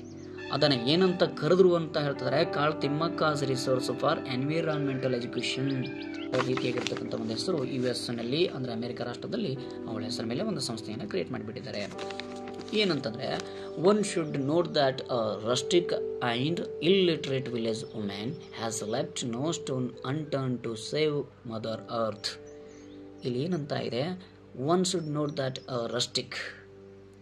ಇಲ್ಲಿ ಒಂದು ಗಮನಿಸ್ಬೇಕು ನಾವು, ಒಂದು ರಸ್ಟಿಕ್ ಆ್ಯಂಡ್ ಇಲ್ಲಿಟ್ರೇಟ್, ಒಬ್ಬ ಹಳ್ಳಿಯ ಗುಗ್ಗು, ಅದರ ಜೊತೆಗೆ ಅನಕ್ಷರಸ್ಥೆ, ಒಬ್ಬ ಹಳ್ಳಿಯಲ್ಲಿರ್ತಕ್ಕಂಥ ಒಬ್ಬ ಸಾಧಾರಣ ಮಹಿಳೆ, ಅದರ ಜೊತೆಗೆ ಅನಕ್ಷರಸ್ಥೆ ಬೇರೆ ಅವಳು. ಅವಳು ಏನು ಮಾಡಿದಾಳೆ, woman has left no stone unturned to save mother earth. ಈ ಭೂಮಿಯನ್ನು ಉಳಿಸ್ಕೊಳ್ಬೇಕು ಅಂತ ಅಷ್ಟೆಲ್ಲ ಪ್ರಯತ್ನವನ್ನು ಪಟ್ಟಿದ್ದಾಳೆ. ಈ ಭೂಮಿಯನ್ನು ಹೇಗಾದರೂ ಮಾಡಿ ಉಳಿಸಬೇಕು, ಇವಳನ್ನು ಕಳ್ಕೊಬಾರ್ದು ಅನ್ನುವಂಥ ಪ್ರಯತ್ನ ಪಟ್ಟವರಲ್ಲಿ ಸಾಲುಮರದ ತಿಮ್ಮಕ್ಕವು ಕೂಡ ಒಬ್ಬಳು. ಅದರ ಜೊತೆಗೆ making it a better place to life for the future generations. ಅವಳು ಏನನ್ನು ಕ್ರಿಯೇಟ್ ಮಾಡಿದ್ಲು, make it a better place, ಇದನ್ನು ಉನ್ನತವಾಗಿರತಕ್ಕಂತಹ ಒಂದು ಸ್ಥಳವನ್ನಾಗಿ ಮಾಡಬೇಕು. ಅದಕ್ಕೆ to life for the future generation. ಈಗಿರ್ತಕ್ಕಂತಹ ಏನು ಜನ್ರೇಷನ್ ಇದೆಯಲ್ಲ, ಇವರು ಸುಗಮವಾಗಿ ಬಾಳ್ವೆ ಮಾಡಬೇಕು ಅಂತಂದರೆ ಒಂದು ಉತ್ತಮವಾದ ವಾತಾವರಣ ಕ್ರಿಯೇಟ್ ಆಗಬೇಕಲ್ಲ. ಆ ಉತ್ತಮವಾದ ವಾತಾವರಣವನ್ನು ಮುಂದಿನ ಜನ್ರೇಷನ್ಗೋಸ್ಕರ, ಅಂದರೆ ನಮಗೋಸ್ಕರ ಹೆಲ್ಪ್ ಆಗಲಿ ಅಂತೇಳಿ ಈ ರೀತಿ ಒಳಗೆ ಪರಿಸರವನ್ನು ಸೃಷ್ಟಿ ಮಾಡ್ತಾ ಬಂದಿರತಕ್ಕಂಥ ಕೀರ್ತಿ ಯಾರಿಗೆ ಸಲ್ತದೆ? ಸಾಲುಮರದ ತಿಮ್ಮಕ್ಕ ಅವರಿಗೆ ಸಲ್ತದೆ. ಅದರೊಂದಿಗೆ ಹರ್ ಥಾಟ್ ಪ್ರೊವೋಕಿಂಗ್ ವರ್ಡ್ಸ್, ಅವರ ಚಿಂತನೆಗಳು ಯಾವ ರೀತಿ ಪುಷ್ಟಿಯನ್ನು ಕೊಡ್ತಾ ಇದ್ವು ನೋಡ್ರಿ, ಯಾವ ರೀತಿ ಅವರ ಆಲೋಚನೆಗಳಾಗಿದ್ವು ಅಂತಂದರೆ, ಗ್ರೀನ್ ಈಸ್ ಮೈ ಸ್ವಾರ್ಡ್ ಅಂದರೆ ಹಸಿರು ನನ್ನ ಕತ್ತಿ ಇದ್ದಂಗೆ, ಅಸ್ತ್ರ ಅಂತೇಳಿ ಕರಿತಿರಲ್ಲ, ಕತ್ತಿ ಅಂತಂದರೆ ಕತ್ತೆ ಅಲ್ಲ, ಹಸಿರು ಅನ್ನುವಂಥದ್ದು ನನ್ನ ಕತ್ತಿ ಅಂದರೆ ನನ್ನ ಅಸ್ತ್ರ. ಅದನ್ನ ಏನು ಮಾಡಬೇಕು? ಮೇಕ್ ಇಟ್ ಯುವರ್ಸ್, ಅದನ್ನು ನಿಮ್ಮದಾಗಿಸಿಕೊಳ್ಳಿ. ನೋಡ್ರಿ ಅಂತ ಮಾತು ನೋಡ್ರಿ, green is my sword make it yours, ಅದು ನನ್ನ ಅಸ್ತ್ರ ಇದೆ, ಹಸಿರು ಅನ್ನುವುದು ನನ್ನ ಅಸ್ತ್ರ, ಅದನ್ನು ನಿಮ್ಮದಾಗಿಸಿಕೊಳ್ಳಿ ಅನ್ನುವಂತಹ ಮಾಹಿತಿಯನ್ನು, ಒಂದು ಹೇಳಿಕೆಗಳನ್ನು ಅವರ ಆಲೋಚನೆಗಳಲ್ಲಿ ಹೇಳ್ತಾ ಬಂದಿದ್ದರು. ಅಷ್ಟೊಂದು ಪರಿಸರ ಪ್ರೇಮಿಯಾಗಿರ್ತಕ್ಕಂಥವ್ರು ಯಾರಾಗಿದ್ದರು? ಸಾಲುಮರದ ತಿಮ್ಮಕ್ಕ ಆಗಿದ್ಲು. Should be a true inspiration to all of us ಅಂತಂದರೆ, ಇವಳಕ್ಕಿಂತ ಹೆಚ್ಚಿನವಾಗಿರ್ತಕ್ಕಂಥ ಒಬ್ಬ ಸ್ಫೂರ್ತಿದಾಯಕ ಮಹಿಳೆ ನಮಗೆ ಹುಡುಕಿದ್ರು ಕೂಡ ಏನಾಗಂಗಿಲ್ಲ, ಸಿಗಲಿಕ್ಕೆ ಸಾಧ್ಯನೇ ಇಲ್ಲ. ಸೊ ಇವು ಸಾಲುಮರದ ತಿಮ್ಮಕ್ಕ ಅವ್ರು ಏನಾಗಿದ್ದಾರೆ, ನಮಗೆಲ್ಲರಿಗೂ ಕೂಡ ಒಬ್ಬ ಸ್ಫೂರ್ತಿಯಾಗಿರುವಂತಹ ಒಬ್ಬ ಮಹಿಳೆ ಆಗಿದ್ದಾಳೆ. ಅಷ್ಟೇ ಅಲ್ಲ, for a sustainable and nurturing earth ಅಂತ ಆ ರೀತಿ ಘೋಷಣೆಗಳನ್ನು ಕೂಗುವುದರ ಮುಖಾಂತರ ಈ ಸುಸ್ಥಿರವಾದ ಭೂಮಿಯನ್ನು ಉಳಿಸ್ಕೊಳ್ಳೋಕ್ಕೆ ಪ್ರಯತ್ನ ಪಟ್ಟವರಲ್ಲಿ ಈ ಸಾಲುಮರದ ತಿಮ್ಮಕ್ಕ ಕೂಡ ಒಬ್ಬಳು ಅನ್ನುವಂತಹ ಮಾಹಿತಿಯನ್ನು ಇವತ್ತಿನ ದಿನ ಏನು ಇಂಗ್ಲೀಷ್ ಪೇಪರ್ ಬರೆದು ಬಂದಿರಲ್ಲ, ಇದರಲ್ಲಿ ಒಂದು ಪ್ಯಾಸೇಜನ್ನು ಕೊಟ್ಟಿದ್ದಾರೆ. ಇಂಥ ಅದ್ಭುತವಾಗಿರ್ತಕ್ಕಂಥ ಸ್ಟೋರಿನ ಕೊಟ್ಟಿದ್ದಾರೆ. ಅದಕ್ಕೋಸ್ಕರ ಈ ಸ್ಟೋರಿ ನಿಮಗೆ ಅರ್ಥ ಆಗಿದೆ ಅಂತ ಅನ್ಕೋತೀನಿ. ಹಾಗಾದರೆ ಅವರು ಕೇಳಿರ್ತಕ್ಕಂತಹ ಏನು 9 ಕ್ವಶನ್ಗಳನ್ನು ಕೇಳಿದರೆ 9 ಕ್ವಶನ್ಗೂ ಕೂಡ ನೀವು ಆನ್ಸರ್ಗಳನ್ನು ಮಾಡಬಹುದು ಅನ್ನುವಂಥ ಮಾಹಿತಿಯನ್ನು ಇಲ್ಲಿ ಫೈಂಡ್ ಔಟ್ ಮಾಡ್ಬೋದು. ಹಾಗಾದರೆ ಮುದ್ದು ವಿದ್ಯಾರ್ಥಿಗಳೇ, ಇದೇನು ಪ್ಯಾಸೇಜಿನ ಇಷ್ಟೊತ್ತುವರೆಗೂ ಒಂದು ಸ್ಟೋರಿನ ಕೇಳಿ ಬಂದ್ವಲ್ಲ, ಅದಕ್ಕೆಲ್ಲ ಆನ್ಸರ್ಗಳನ್ನು ಯಾವ ರೀತಿ ಮಾಡಬೇಕು ಅನ್ನೋದ್ರ ಬಗ್ಗೆ ಹೇಳ್ತಾ ಹೋಗ್ತೀನಿ. Why was Thimmakka not able to go to school ಅಂತೇಳಿದೆಯಲ್ಲ, ಇದಕ್ಕೆ ಆನ್ಸರ್ ಬಂದುಬಿಟ್ಟು ಅದೇ ಪ್ಯಾಸೇಜಲ್ಲಿದೆ. ಏನಂತಂದರೆ, poverty and lack of facilities. So ಅವಳು ಕಡು ಬಡತನ ಮತ್ತು ಅವಳು ಅವಕಾಶ ವಂಚಿತಳಾಗಿರೋದ್ರಿಂದ ಅವಳು ಶಾಲೆಗೆ ಹೋಗಲಿಕ್ಕೆ ಆಗಲಿಲ್ಲ ಅನ್ನುವಂಥದ್ದನ್ನು ಆನ್ಸರನ್ನು ಬರಿತಾ ಹೋಗಬೇಕಾಗ್ತದೆ. ಇನ್ನು ಸೆಕೆಂಡ್ ಒನ್ ಬಿ ಇದೆಯಲ್ಲ, ಅದು ಏನಿದೆ, ಹೋಮ್ ಡಿಡ್ ತಿಮ್ಮಕ್ಕ ಮ್ಯಾರಿ ಅಂತೇಳಿದೆ. ಹೋಮ್ ಡಿಡ್ ಅಂತಂದರೆ ಯಾರಿಗೆ ಮದುವೆಯನ್ನು ಆಗಿದ್ಲು ಅನ್ನುವಂಥ ಮಾಹಿತಿಯನ್ನು ಕೇಳಿದರೆ, ಅಲ್ಲಿ ಬಂದುಬಿಟ್ಟು ಬಿಕ್ಕಿಲೆ ಚಿಕ್ಕಯ್ಯ ಅನ್ನುವಂತಹ ಏನು ಹೆಸರಿತ್ತಲ್ಲ, ಅವ್ರ ಜೊತೆ ಮ್ಯಾರೇಜ್ ಆಗಿತ್ತು ಅನ್ನೋದನ್ನು ತಿಳ್ಕೊಳ್ತಾ ಹೋಗ್ತೀವಿ. ಹಾಗಾದರೆ ಆಪ್ಷನ್ ನಂಬರ್ ಸಿ ಕ್ವಶನ್ ಇದೆಯಲ್ಲ, ಸೊ ಥರ್ಡ್ ಒನ್ ಕ್ವಶನ್ ಏನಿದೆ, ಫೇರ್ ವಾಸ್ ಸಾಲುಮರದ ತಿಮ್ಮಕ್ಕ ಬಾರ್ನ್ ಅಂತ ಕೇಳಿದ್ದಾರೆ. ಸೊ ಹಾಗಾದರೆ ಅವಳು ಎಲ್ಲಿ ಜನಿಸಿದ್ರು ಅನ್ನೋದ್ರ ಬಗ್ಗೆ ಬರಿತಾ ಹೋಗಬೇಕಾಗ್ತದೆ. ಇಲ್ಲಿ ತುಮಕೂರು ಡಿಸ್ಟಿಕ್ ಆಗಿರುವಂತಹ ಒಂದು ಗುಬ್ಬಿ ಅನ್ನುವಂಥ ತಾಲೂಕಿನಲ್ಲಿ ಅವರ ಜನನ ಆಗ್ತದೆ. ಆ ಪ್ಲೇಸನ್ನು ಅಲ್ಲಿ ಮೆನ್ಷನ್ ಮಾಡ್ತಾ ಹೋಗಬೇಕು. ಹಾಗಾದರೆ why did Thimmakka want to end her life ಅಂತೇಳಿ ಕೇಳಿದ್ದಾರೆ. ಬರ್ತಾ ಬಂದಿದ್ವಲ್ಲ, ಈ ಅನ್ನುವಂಥದ್ದು ಕ್ವಶನ್ ಇದೆ ನೋಡಿ. Why did Thimmakka want to end her life ಅಂತೇಳಿದೆಯಲ್ಲ, ಕುಡಂಟ್ ಕನ್ಸೀವ್ ಅಂತೇಳಿ ಬರೆದ್ಬಿಟ್ರೆ ಆನ್ಸರ್ ಕರೆಕ್ಟ್ ಆಗಿಬಿಡ್ತದೆ. ಅಂದರೆ ಅವ್ರ ಕಲ್ಪನೆ ಕೂಡ ಮಾಡೋಕ್ಕಿಲ್ಲ ಅಂತಂದಂಗೆ. ಹಾಗೆ which trees did Thimmakka and her husband plant ಅಂತ, ಯಾವ ಮರವನ್ನು ಅವ್ರು ಏನು ಮಾಡಿದ್ರು, ಯಾವ ಮರಗಳನ್ನು ಅವರು ನೆಡ್ತಾ ಇದ್ರು ಅಂತೇಳಿ ಕೇಳಿದ್ದಾರೆ. ಸೊ ಕೆಲವೊಂದು ವಿದ್ಯಾರ್ಥಿಗಳು ಏನು ಮಾಡಿದ್ರಿ ಅಂತಂದ್ರೆ ಬನಾನಾ ಟ್ರೀಸ್ ಅಂತೇಳಿ ಬರೆದು ಬಂದಿರಿ. ಆ್ಯಕ್ಚುಲಿ ಅದು ಬನಾನಾ ಟ್ರೀಸ್ ಅಲ್ಲ, ಬನ್ಯಾನ್ ಟ್ರೀಸ್ ಅಂತಂದರೆ ಆಲದ ಮರ ಅಂತೇಳಿ ನಾವು ಕರಿತಾ ಹೋಗ್ತೀವಲ್ಲ, ಆ ಆಲದ ಮರಗಳನ್ನು ಬನ್ಯಾನ್ ಅಂತೇಳಿ ಬರೀಬೇಕು. BANYAN ಬನ್ಯಾನ್ ಅನ್ನುವಂತಹ ಸ್ಪೆಲ್ಲಿಂಗನ್ನು ಹಾಕಿಬಿಟ್ಟು ಅಲ್ಲಿ ಬರೆದ್ರೆ ಸೊ ಎಕ್ಸಾಕ್ಟ್ಲಿ ಆನ್ಸರ್ ಕರೆಕ್ಟ್ ಆಗಿಬಿಡ್ತದೆ. ಇನ್ನು ಜಿ ಅಂತ ಹೇಳಿದಲ್ಲ, ನೆಕ್ಸ್ಟ್ ಕ್ವಶನ್ ಏನಿದೆ ನೋಡ್ರಿ, name the environmental organisation which is named after Thimmakka in the US ಅಂತ ಹೇಳಿದೆ. ಅಮೆರಿಕದಲ್ಲಿ ಅವಳ ಹೆಸರು ಮೇಲೆ ಇರತಕ್ಕಂತಹ ಒಂದು ಇನ್ಸ್ಟಿಟ್ಯೂಟ್ ನೇಮ್ ಇತ್ತಲ್ಲ, ಆ ಇನ್ಸ್ಟಿಟ್ಯೂಟ್ ನೇಮ್ ಹೆಸರು ಏನಾಗಿತ್ತು, ಆ ಸಂಸ್ಥೆ ಹೆಸರು ಹೊತ್ತಕ್ಕೆ ಕೇಳಿದರೆ Thimmakka as A resource for environmental education ಅನ್ನುವಂಥ ಸಂಸ್ಥೆ ಇತ್ತಲ್ಲ, ಆ ಹೆಸರನ್ನ ಏನು ಮಾಡ್ತಾ ಹೋಗಬೇಕು, ಮೆನ್ಷನ್ ಮಾಡ್ತಾ ಹೋಗಬೇಕು. ಹಾಗಾದರೆ ಇಲ್ಲೊಂದು ಅದೇ ಪ್ಯಾಸೇಜಲ್ಲಿರುವಂಥ ಒಂದು ಸೆಂಟೆನ್ಸ್ ಮೀನಿಂಗನ್ನು ಕೇಳಿದ್ದಾರೆ.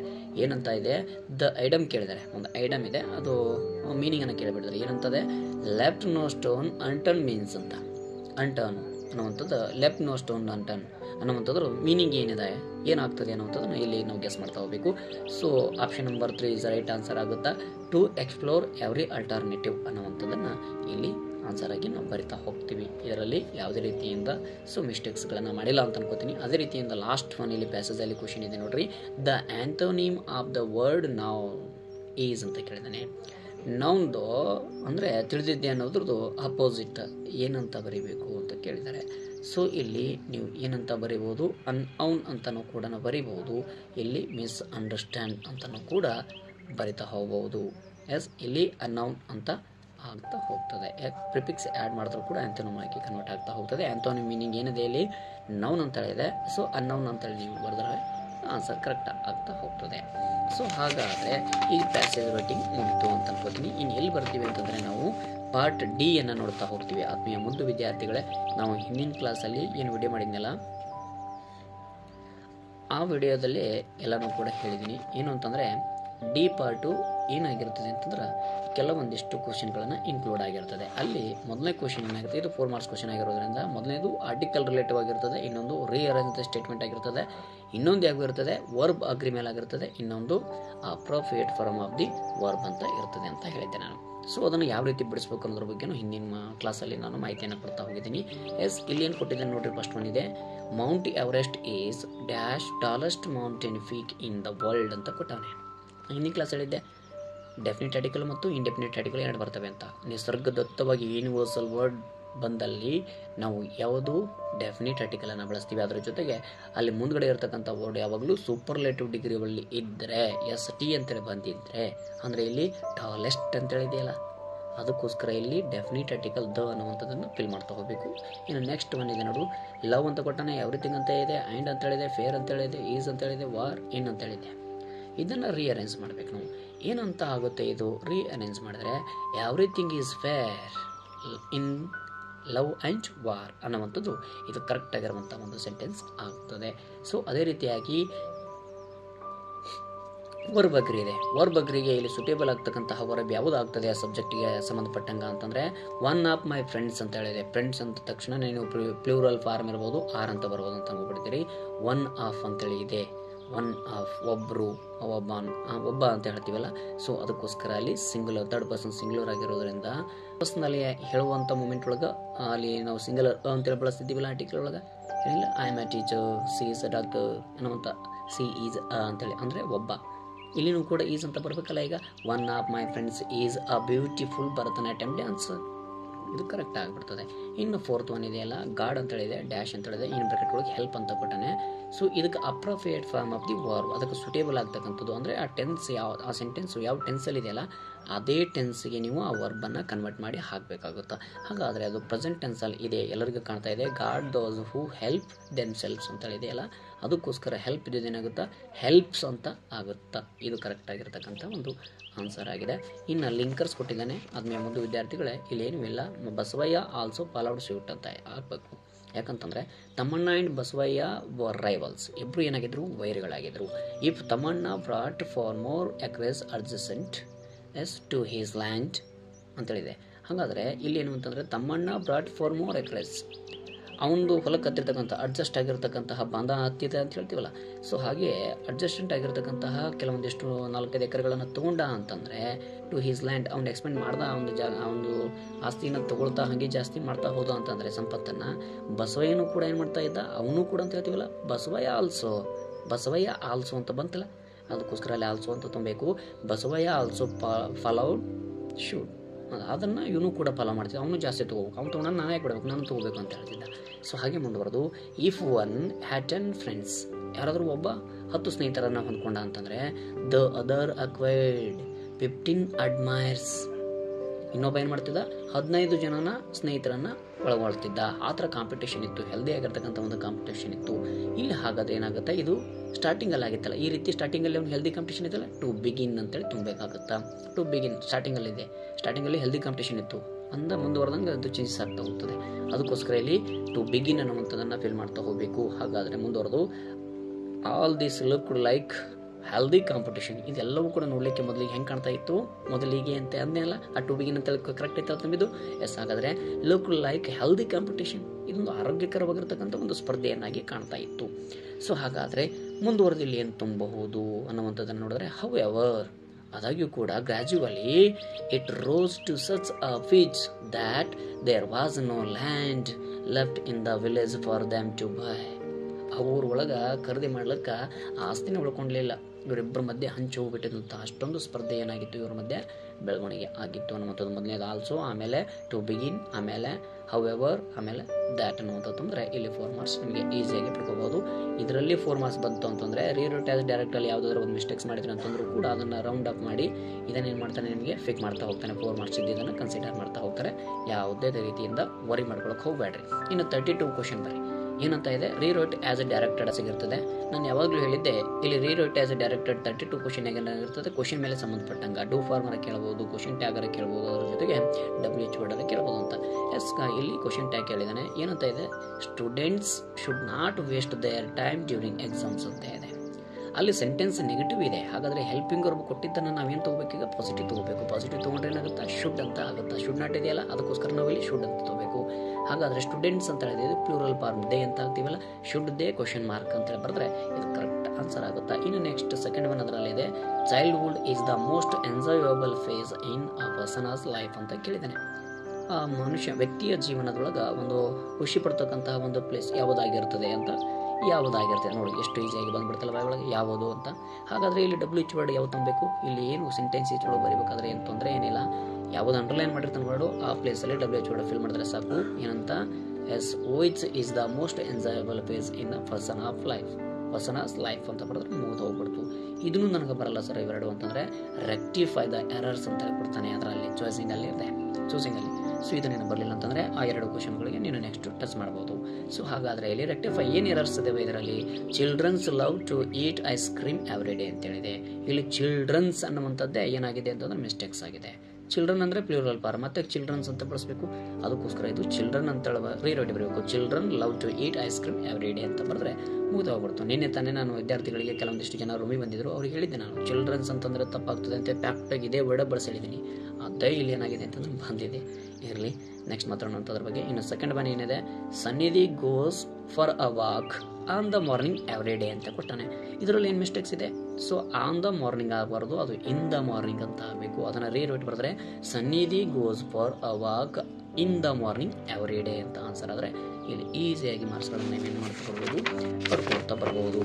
ಸೊ ಹಾಗಾದರೆ ಆತ್ಮೀಯ ಒಂದು ವಿದ್ಯಾರ್ಥಿಗಳೇ, ನೆಕ್ಸ್ಟ್ ಬರೋಣ 33 ಕ್ವಶನ್. 33ನೇ ಕ್ವಶನ್ ಏನಾಗಿದೆ, ನೋಟ್ ಮೇಕಿಂಗ್ ಆಗಿದೆ. ನಿಮ್ಗೆ ಆಲ್ರೆಡಿ ಒಂದು ಟಿಪ್ಸ್ ಹೇಳಿದ್ದೆ, ಆ ಬಾಕ್ಸ್ ಮೇಲ್ಗಡೆ ಇರ್ತಕ್ಕಂಥ ವರ್ಡನ್ನು ಓದ್ರಿ, ಆ ಮುಂದ್ಗಡೆ ಇರ್ತಕ್ಕಂಥ ವರ್ಡು ಏನು ಪ್ಯಾಸೇಜಲ್ಲಿ ಕೊಟ್ಟಿರ್ತಾನಲ್ಲ ಆ ಪ್ಯಾಸೇಜಲ್ಲಿ ಆ ಬಾಕ್ಸ್ ಮೇಲೆ ಕೊಟ್ಟಿರ್ತಕ್ಕಂಥ ವರ್ಡ್ ಬರಬೇಕು. ಆ ವರ್ಡ್ ಬಂತು ಅಂತಂದರೆ ಅದ್ರ ಮುಂದಿಂದ ಆನ್ಸರ್ ಆಗಿರ್ತದಂತ. ಹಾಗಾದರೆ ನೋಡೋಣ, ಚಾಕ್ಲೇಟ್ ಮೇಡ್ ಫ್ರಾಮ್ ಅಂತ ಹೇಳಿದೆ. ಹಾಗಾದರೆ ಇಲ್ಲಿ ಫಸ್ಟಿಗೆ ಸ್ಟಾರ್ಟಿಂಗ್ ಓದ್ಕೊಂತ ಹೋಗೋಣ. ಚಾಕ್ಲೇಟ್ ಈಸ್ ಮೇಡ್ ಫ್ರಾಮ್ ಅಂತ ಬಂತು. ಹಾಗಾದ್ರೆ ಮುಂದಿನ ವರ್ಡ್ ಆಗ್ತಾ ಆನ್ಸರ್ ಆಗ್ತದೆ ಅಂತ ಹೇಳಿರಲ್ಲ ಸರ್, ಹೌದು ಇದೇ ಆನ್ಸರ್. ಕೋಕೋ ಬೀನ್ಸ್, ಎಸ್ ಅದ ಬರೆದ್ಬಿಡ್ಬೇಕು ಇಲ್ಲಿ, ಕೋಕೋ ಬೀನ್ಸ್ ಅನ್ನುವಂಥದ್ದನ್ನು ನೀವು ಬರೆದ್ಬಿಟ್ರೆ ಆನ್ಸರ್ ಆಗಿಬಿಡ್ತದೆ. ಇನ್ನು ನೆಕ್ಸ್ಟ್ ಹ್ಯಾಸ್ ರಿಚ್ ಅಂತ ಹೇಳಿದೆ. ಹಾಗೆ ಓದ್ಕೊತಾ ಹೋಗೋಣ. ಚಾಕ್ಲೇಟ್ ವಿತ್ ಇಟ್ಸ್ ರಿಚ್ ಅಂತ ಬಂತು. ಎಸ್ ಇಟ್ಸ್ ಯಾಸ್ ರಿಚ್ ಅಂತ ಬರಬೇಕಲ್ಲ. ಎಸ್ ಹಂಗೆ ಮುಂದೆ ಓದ್ಕೊತ ಹೋಗೋಣ. ಅದೇನೇನಂತ ಇದೆ ಅಲ್ಲಿ, ಎಸ್ ವೆಲ್ವೆಟಿ ಟೆಕ್ಸ್ಚರ್ ಅಂತ ಹೇಳಿದೆಲ್ಲ, ಸೊ ಅದನ್ನು ಇಲ್ಲಿ ಬರೆದ್ರಾಯ್ತು. ಇನ್ನು ಐಂಡ್ ಅನ್ನುವಂಥದ್ದು ಇದೆ, ಅದ್ರ ಜೊತೆ ಇನ್ನೊಂದು ವರ್ಡ್ ಇದೆಯಲ್ಲ, ಡೀಪ್ ಕಾಂಪ್ಲೆಕ್ಸ್ ಫ್ಲವರ್ಸ್ ಅಂತ ಹೇಳಿದೆಲ್ಲ, ಫ್ಲೇವರ್ಸ್ ಅಂತ ಹೇಳಿದೆಲ್ಲ, ಅದನ್ನು ಇಲ್ಲಿ ಬರೆದ್ಬಿಟ್ರೆ ಇದು ಆನ್ಸರ್ ಆಗ್ತದೆ. ಇನ್ನು ಸಿಂಬಲ್ ಆಫ್ ಅಂತ ಹೇಳಿದೆ, ಹಾಗೆ ಮುಂದುವರೆದು captivates the sense and has become a symbol of ಅಂತ ಬಂತು. ಸಿಂಬಲ್ ಆಫ್ ಅಂತ ಬಂತಲ್ಲ, ಈ ವರ್ಡ್ ಮುಂದಿನ ಆನ್ಸರ್ ಆಗಿರ್ತದೆ. ಏನಿದೆ ಅಲ್ಲಿ, ಇಂಡ್ಯೂಲೆನ್ಸ್ ಅಂತ ಹೇಳಿದೆ, ಅದನ್ನು ಇಲ್ಲಿ ಬರೆದ್ರೆ ಇಲ್ಲಿ 2 ಮಾರ್ಕ್ಸ್ ಈಸಿಯಾಗಿ ನೀವೇನು ಮಾಡ್ಬೋದು, ಪಡ್ಕೊಂಡ್ಬಿಡ್ಬೋದು. ಇನ್ನು ರಿಪೋರ್ಟ್ ದ ಫಾಲೋವಿಂಗ್ ಕನ್ವರ್ಸೇಷನ್ ಅಂತೇಳಿ ಬರ್ತಾ ಹೋಗ್ತೀವಿ. ರಿಪೋರ್ಟ್ ದ ಫಾಲೋವಿಂಗ್ ಕನ್ವರ್ಸೇಷನ್ ಅಂತಂದರೆ ಈ ಸೆಂಟೆನ್ಸನ್ನು ನೋಡ್ತಾ ಹೋಗ್ತೀವಲ್ಲ, ಯಾವ ರೀತಿ ಬರೀಬೇಕು ಅನ್ನೋದ್ರ ಬಗ್ಗೆ ನಾನು ಹಿಂದಿನ ಕ್ಲಾಸಲ್ಲಿ ಎಲ್ಲ ರೀತಿಯಿಂದ ಹೇಳಿದ್ದೀನಿ. ಇದು ಆನ್ಸರ್ ಏನಾಗುತ್ತೆ ಅಂತಂದರೆ, can we talk about Leonor your mother ಅಂತೇಳಿ ಆಗಿದೆ. ಸೊ ಇದು ನೋಡಿದ್ರೆ ಎಸ್ ಆರ್ ನೋ ಕ್ವಶನ್ ನನಗೆ ಕಾಣ್ತಾ ಇದೆ. ಇಫ್ ಅನ್ನುವಂತಹ ಸೂತ್ರ ಇದೆಯಲ್ಲ ಅದನ್ನು ಬಳಸಬೇಕು. ಹಾಗಾದರೆ ಅಲ್ಫಾನೋ ಆಸ್ಕ್ಡ್ ಬಾರ್ಗಸ್ ಇಫ್, ಅದು ಎಸ್ ಆರ್ ನೋ ಇದ್ದಿದ್ದು ಅಸರ್ಟಿವ್ ಆಗಿ ಕನ್ವರ್ಟ್ ಮಾಡ್ಕೋಬೇಕು. ವು ಇದ್ದಿದ್ದು ಏನಾಗಿ ಚೇಂಜ್ ಆಗ್ತಾ ಹೋಗ್ತದೆ, ದೇ ಅಂತ ಚೇಂಜ್ ಆಗ್ತದೆ. They could talked about Leonor. Your mother ಇದ್ದಿದ್ದು ಏನಾಗಿ ಚೇಂಜ್ ಆಗ್ತದೆ, ಕ್ವಶನ್ ಮಾರ್ಕ್ ಅಂತ ಹೋಗ್ತದೆ. ಇಲ್ಲಿ ಯುವರ್ ಮದರ್ ಅಂತಂದರೆ ಯಾರ್ದು, ಅವನ ಮದರ್, ಹಿಸ್ ಮದರ್ ಅಂತೇಳಿ ಬರೆದ್ರೆ ಮುಗೀತು, ಇದು ಒಂದು ಲೈನ್. ಇನ್ನು ಸೆಕೆಂಡ್ ಲೈನ್ ಇದೆಯಲ್ಲ, ಬಾರ್ಗಸ್ ರಿಪ್ಲೈಡ್ ಅಲ್ಫಾನೋ ಏನಂತಾನೆ, his mother was an extraordinary person. ಆಯಿತು, ಇದರಲ್ಲಿ ಏನು ಚೇಂಜಸ್ ಇಲ್ಲ, ಹಾಗೆ ಬರೆದ್ಬಿಟ್ವಿ. ನೆಕ್ಸ್ಟ್ ನೋಡ್ರಿ, Alfano responded Borges what was blindness to him ಅಂತ ಕೇಳ್ದ. ಅವನಿಗೇನಂತ ಕೇಳ್ದ ಅದು. ಸೊ ಇಲ್ಲಿ ಸ್ವಲ್ಪ ಏನೇನು ಹೆಲ್ಪಿಂಗ್ ವರ್ಬ್ಸ್ಗಳು ಕೆಲವೊಂದಿಷ್ಟು ಅವು ಚೇಂಜ್ ಮಾಡ್ಕೊತ ಹೋಗಿ, ಸರ್ಟನ್ ವರ್ಡ್ಸ್ಗಳನ್ನು ಚೇಂಜ್ ಮಾಡ್ಕೊತ ಹೋಗಿದ್ವಿ. ಎಸ್, ನೆಕ್ಸ್ಟ್ ಮಾಡ್ತಾ ಬರೋಣ ಏನಂತ ಇದೆ, ಅದನ್ನು ಕೂಡ ಅಸರ್ಟಿವ್ ಆಗಿರೋದ್ರಿಂದ ಏನಂತ ಬರ್ತೀವಿ, Borges said Alfano well now it was a way of life. My duty ಅಂತ ಹೇಳಿದಲ್ಲ, ಮೈ ಇದ್ದಿದ್ದು ಏನಾಗಬೇಕು, ಹಿಸ್ ಡ್ಯೂಟಿ ಅಂತ ಆಗಬೇಕು. His duty was to accepted it ಅಂತ ಆಗುತ್ತೆ. ಎಸ್, ಅಕ್ಸೆಪ್ಟೆಡ್ ಇಟ್ ಅಂತ ಆಗುತ್ತೆ. ಎಷ್ಟು ಬರ್ತಾರೆ ನಿಮಗೆ ಇಲ್ಲಿ 5 ಮಾರ್ಕ್ಸ್ ಡೆಫಿನೆಟ್ಲಿ ಕಟ್ಟೆಟ್ಟ ಬುತ್ತಿ ಅಂತ ತಿಳ್ಕೊಂಬಿಡಿ. ಎಸ್, ಇನ್ನು ನೆಕ್ಸ್ಟ್ ಬರ್ತೀವಿ, ಕಂಪ್ಲೀಟ್ ದ ಫಾಲೋವಿಂಗ್ ಡೈಲಾಗ್ ಅಂತ ಹೇಳಿದೆ. ಸೊ ಅಲ್ಲಿ 2 ಫ್ರೆಂಡ್ಸ್ ಮೀಟ್ ಇನ್ ದ ಪಾರ್ಕಲ್ಲಿ ಇಬ್ಬರು ಸ್ನೇಹಿತರು ಭೇಟಿಯಾಗಿದ್ದಾರೆ. ಹಾಗಾದರೆ ಮೊದಲನೇ ದೇವರಾಜ್, ಹಾಗಾದರೆ ಶಿವರಾಜ್, ಇಬ್ಬರು ಏನು ಮಾಡಿದ್ದಾರೆ, ದೇವರಾಜ್ ಆ್ಯಂಡ್ ಶಿವಾಜಿ ಅನ್ನುವಂಥವ್ರು ಇಬ್ಬರು ಭೇಟಿಯಾಗಿದ್ದಾರೆ. ದೇವರಾಜ್ ಏನಂತ ಹೇಳ್ತಾನೆ, ಹೌ ಆರ್ ಯು ಅಂತ ಕೇಳಿದಾನೆ, ಅದಕ್ಕಿಂತ ಮುಂಚೆ ಏನಂತ ಹೇಳಿರ್ತಾನೆ. ಸೊ ಡೈರೆಕ್ಟ್ಲಿ ನೀವು ಹಲೋ ಶಿವಾಜಿ ಅಂತ ಹೇಳಿದ್ರೆ ಮುಗಿದೋಯ್ತು. Hello Shivaji, how are you ಅಂತ ಹೇಳಿದ್ರೆ ಶಿವಾಜಿ ಹೇಳ್ತಾನೆ ಅದಕ್ಕೆ, fine, did you participate in the dance competition ಅಂತ ಪ್ರಶ್ನೆ ಮಾಡ್ದ. ಸೊ ಅದಕ್ಕೆ ಇವನಂತ ಹೇಳಿರ್ತಾನೆ, yes, I won the match, I get the first place ಅಂತ ಬರೆದ್ರೆ ಮುಗಿದೋಗ್ಬಿಡ್ತು. ಈ ಫಸ್ಟ್ ಪ್ಲೇಸಲ್ಲಿ ನಾನು ಬಂದಿದ್ದೀನಿ ಅಂತೇಳಿ ಅವನು ಕೇಳ್ಕೊಂಡ ಅಂತಂದರೆ ನಿಜವಾಗ್ಲೂ ನಾವು ಏನಂತ ಬರೀಬೋದು, ಅದಕ್ಕೆ ಅವನೇನಂತಾನೆ, ವಾವ್, ಕಂಗ್ರ್ಯಾಚುಲೇಷನ್ ಅಂತ ಹೇಳಿದ್ನಲ್ಲ. ಸೊ ಅದಕ್ಕೋಸ್ಕರ ದೇವರಾಜೆ ಮತ್ತೆ ರಿಟರ್ನ್ ಅವನಿಗೆ ಏನಂತ ಹೇಳಬೇಕು, ಥ್ಯಾಂಕನ್ನು ಹೇಳಬೇಕಲ್ಲ, ಗ್ರ್ಯಾಟಿಟ್ಯೂಡನ್ನು ಸಲ್ಲಿಸ್ಬೇಕಲ್ಲ, ಥ್ಯಾಂಕ್ಸ್ ಅಂತ ಹೇಳ್ದ, ಥ್ಯಾಂಕ್ ಯು ಅಂತ ಅಂದ್ರೆ ಮುಗಿದೋಗ್ಬಿಡ್ತಪ್ಪ. ಇದು ಕಂಪ್ಲೀಟ್ ದಿ ಡೈಲಾಗ್ ಆಗಿಬಿಡ್ತು. ಇನ್ನು ಲಾಸ್ಟ್ ಆತ್ಮೀಯ ವಿದ್ಯಾರ್ಥಿಗಳೇ, ಇದೇನು ಕೋಇನ್ಸಿಡೆನ್ಸು ಗೊತ್ತಿಲ್ಲ, ನಿಮಗೇನು ಮಾಡಲ್ ಒಂದು ಗ್ರಾಮರ್ ಟಾಪಿಕ್ಗೆ ರಿಲೇಟೆಡ್ ಆಗಿರ್ತಕ್ಕಂಥ ಒಂದು ನೋಟ್ಸನ್ನು ಕೊಟ್ಟಿದ್ದು, ಅದರಲ್ಲಿ ಏನು ಎಕ್ಸಾಂಪಲ್ ಕೊಟ್ಟಿದ್ನೋ ಅದಕ್ಕೆ ಹೇಳ್ಬಿಟ್ಟಾನೆ. ಆದರೆ ಡೆಕ್ಕನ್ ಹೆರಾಲ್ಡ್ ಅಂತ ಬಳಸಿದ್ದಾನೆ, ಅಲ್ಲಿ ಒಂದು ಡೇಟನ್ನು ಚೇಂಜ್ ಮಾಡಿದ್ದಾನೆ. ಅದೊಂದು ಬಿಟ್ಟರೆ ಇನ್ನು ಒಳಗೆ ಕ್ವಾಲಿಫಿಕೇಷನ್ ನೋಡ್ರಿ, any degree with computer knowledge ಅಂತ ಕೇಳಾನೆ. ಅದೇ ಕಂಪ್ಯೂಟರ್ ನಾಲೆಜನ್ನು ಹಾಕೊಂಡ್ಬಿಟ್ಟು ಏನು ಮಾಡ್ಬೋದು ಅಂತಂದರೆ, ನೀವು ನಾನು ಕೊಟ್ಟಿರ್ತಕ್ಕಂಥದ್ದು ಆ್ಯಸ್ ಕಾಪಿ ಪೇಸ್ಟ್ ಮಾಡಿಬಿಟ್ರೆ ಏನೂ ಚೇಂಜಸ್ ಇಲ್ಲ ಇಲ್ಲಿ.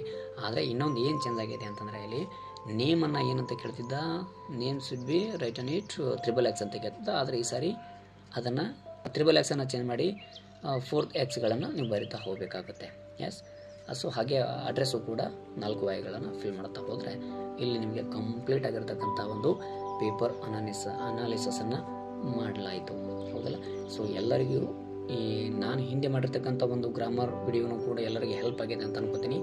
ಅದರ ಜೊತೆಗೆ ಥಿಯರಿಯಲ್ಲಿ ಕೂಡ ಯಾವ್ಯಾವ ಲೆಸನ್ಗಳನ್ನು ಓದಿದ್ರಿ, ಯಾವ ಲೆಸನ್ ಮೇಲೆ ಕ್ವಶನ್ ಕೇಳ್ತಾನೆ ಅನ್ನೋದ್ರ ಬಗ್ಗೆ ಹೇಳಿದ್ದೆ. ನಾನು ಈ ಕಮೆಂಟನ್ನು ಮಾಡ್ತಾ ಬನ್ನಿ ಅಂತ ಹೇಳ್ತಾ ಇವತ್ತಿನ ಕ್ಲಾಸಿಗೆ ವಿದಾಯ ಹೇಳೋಣ.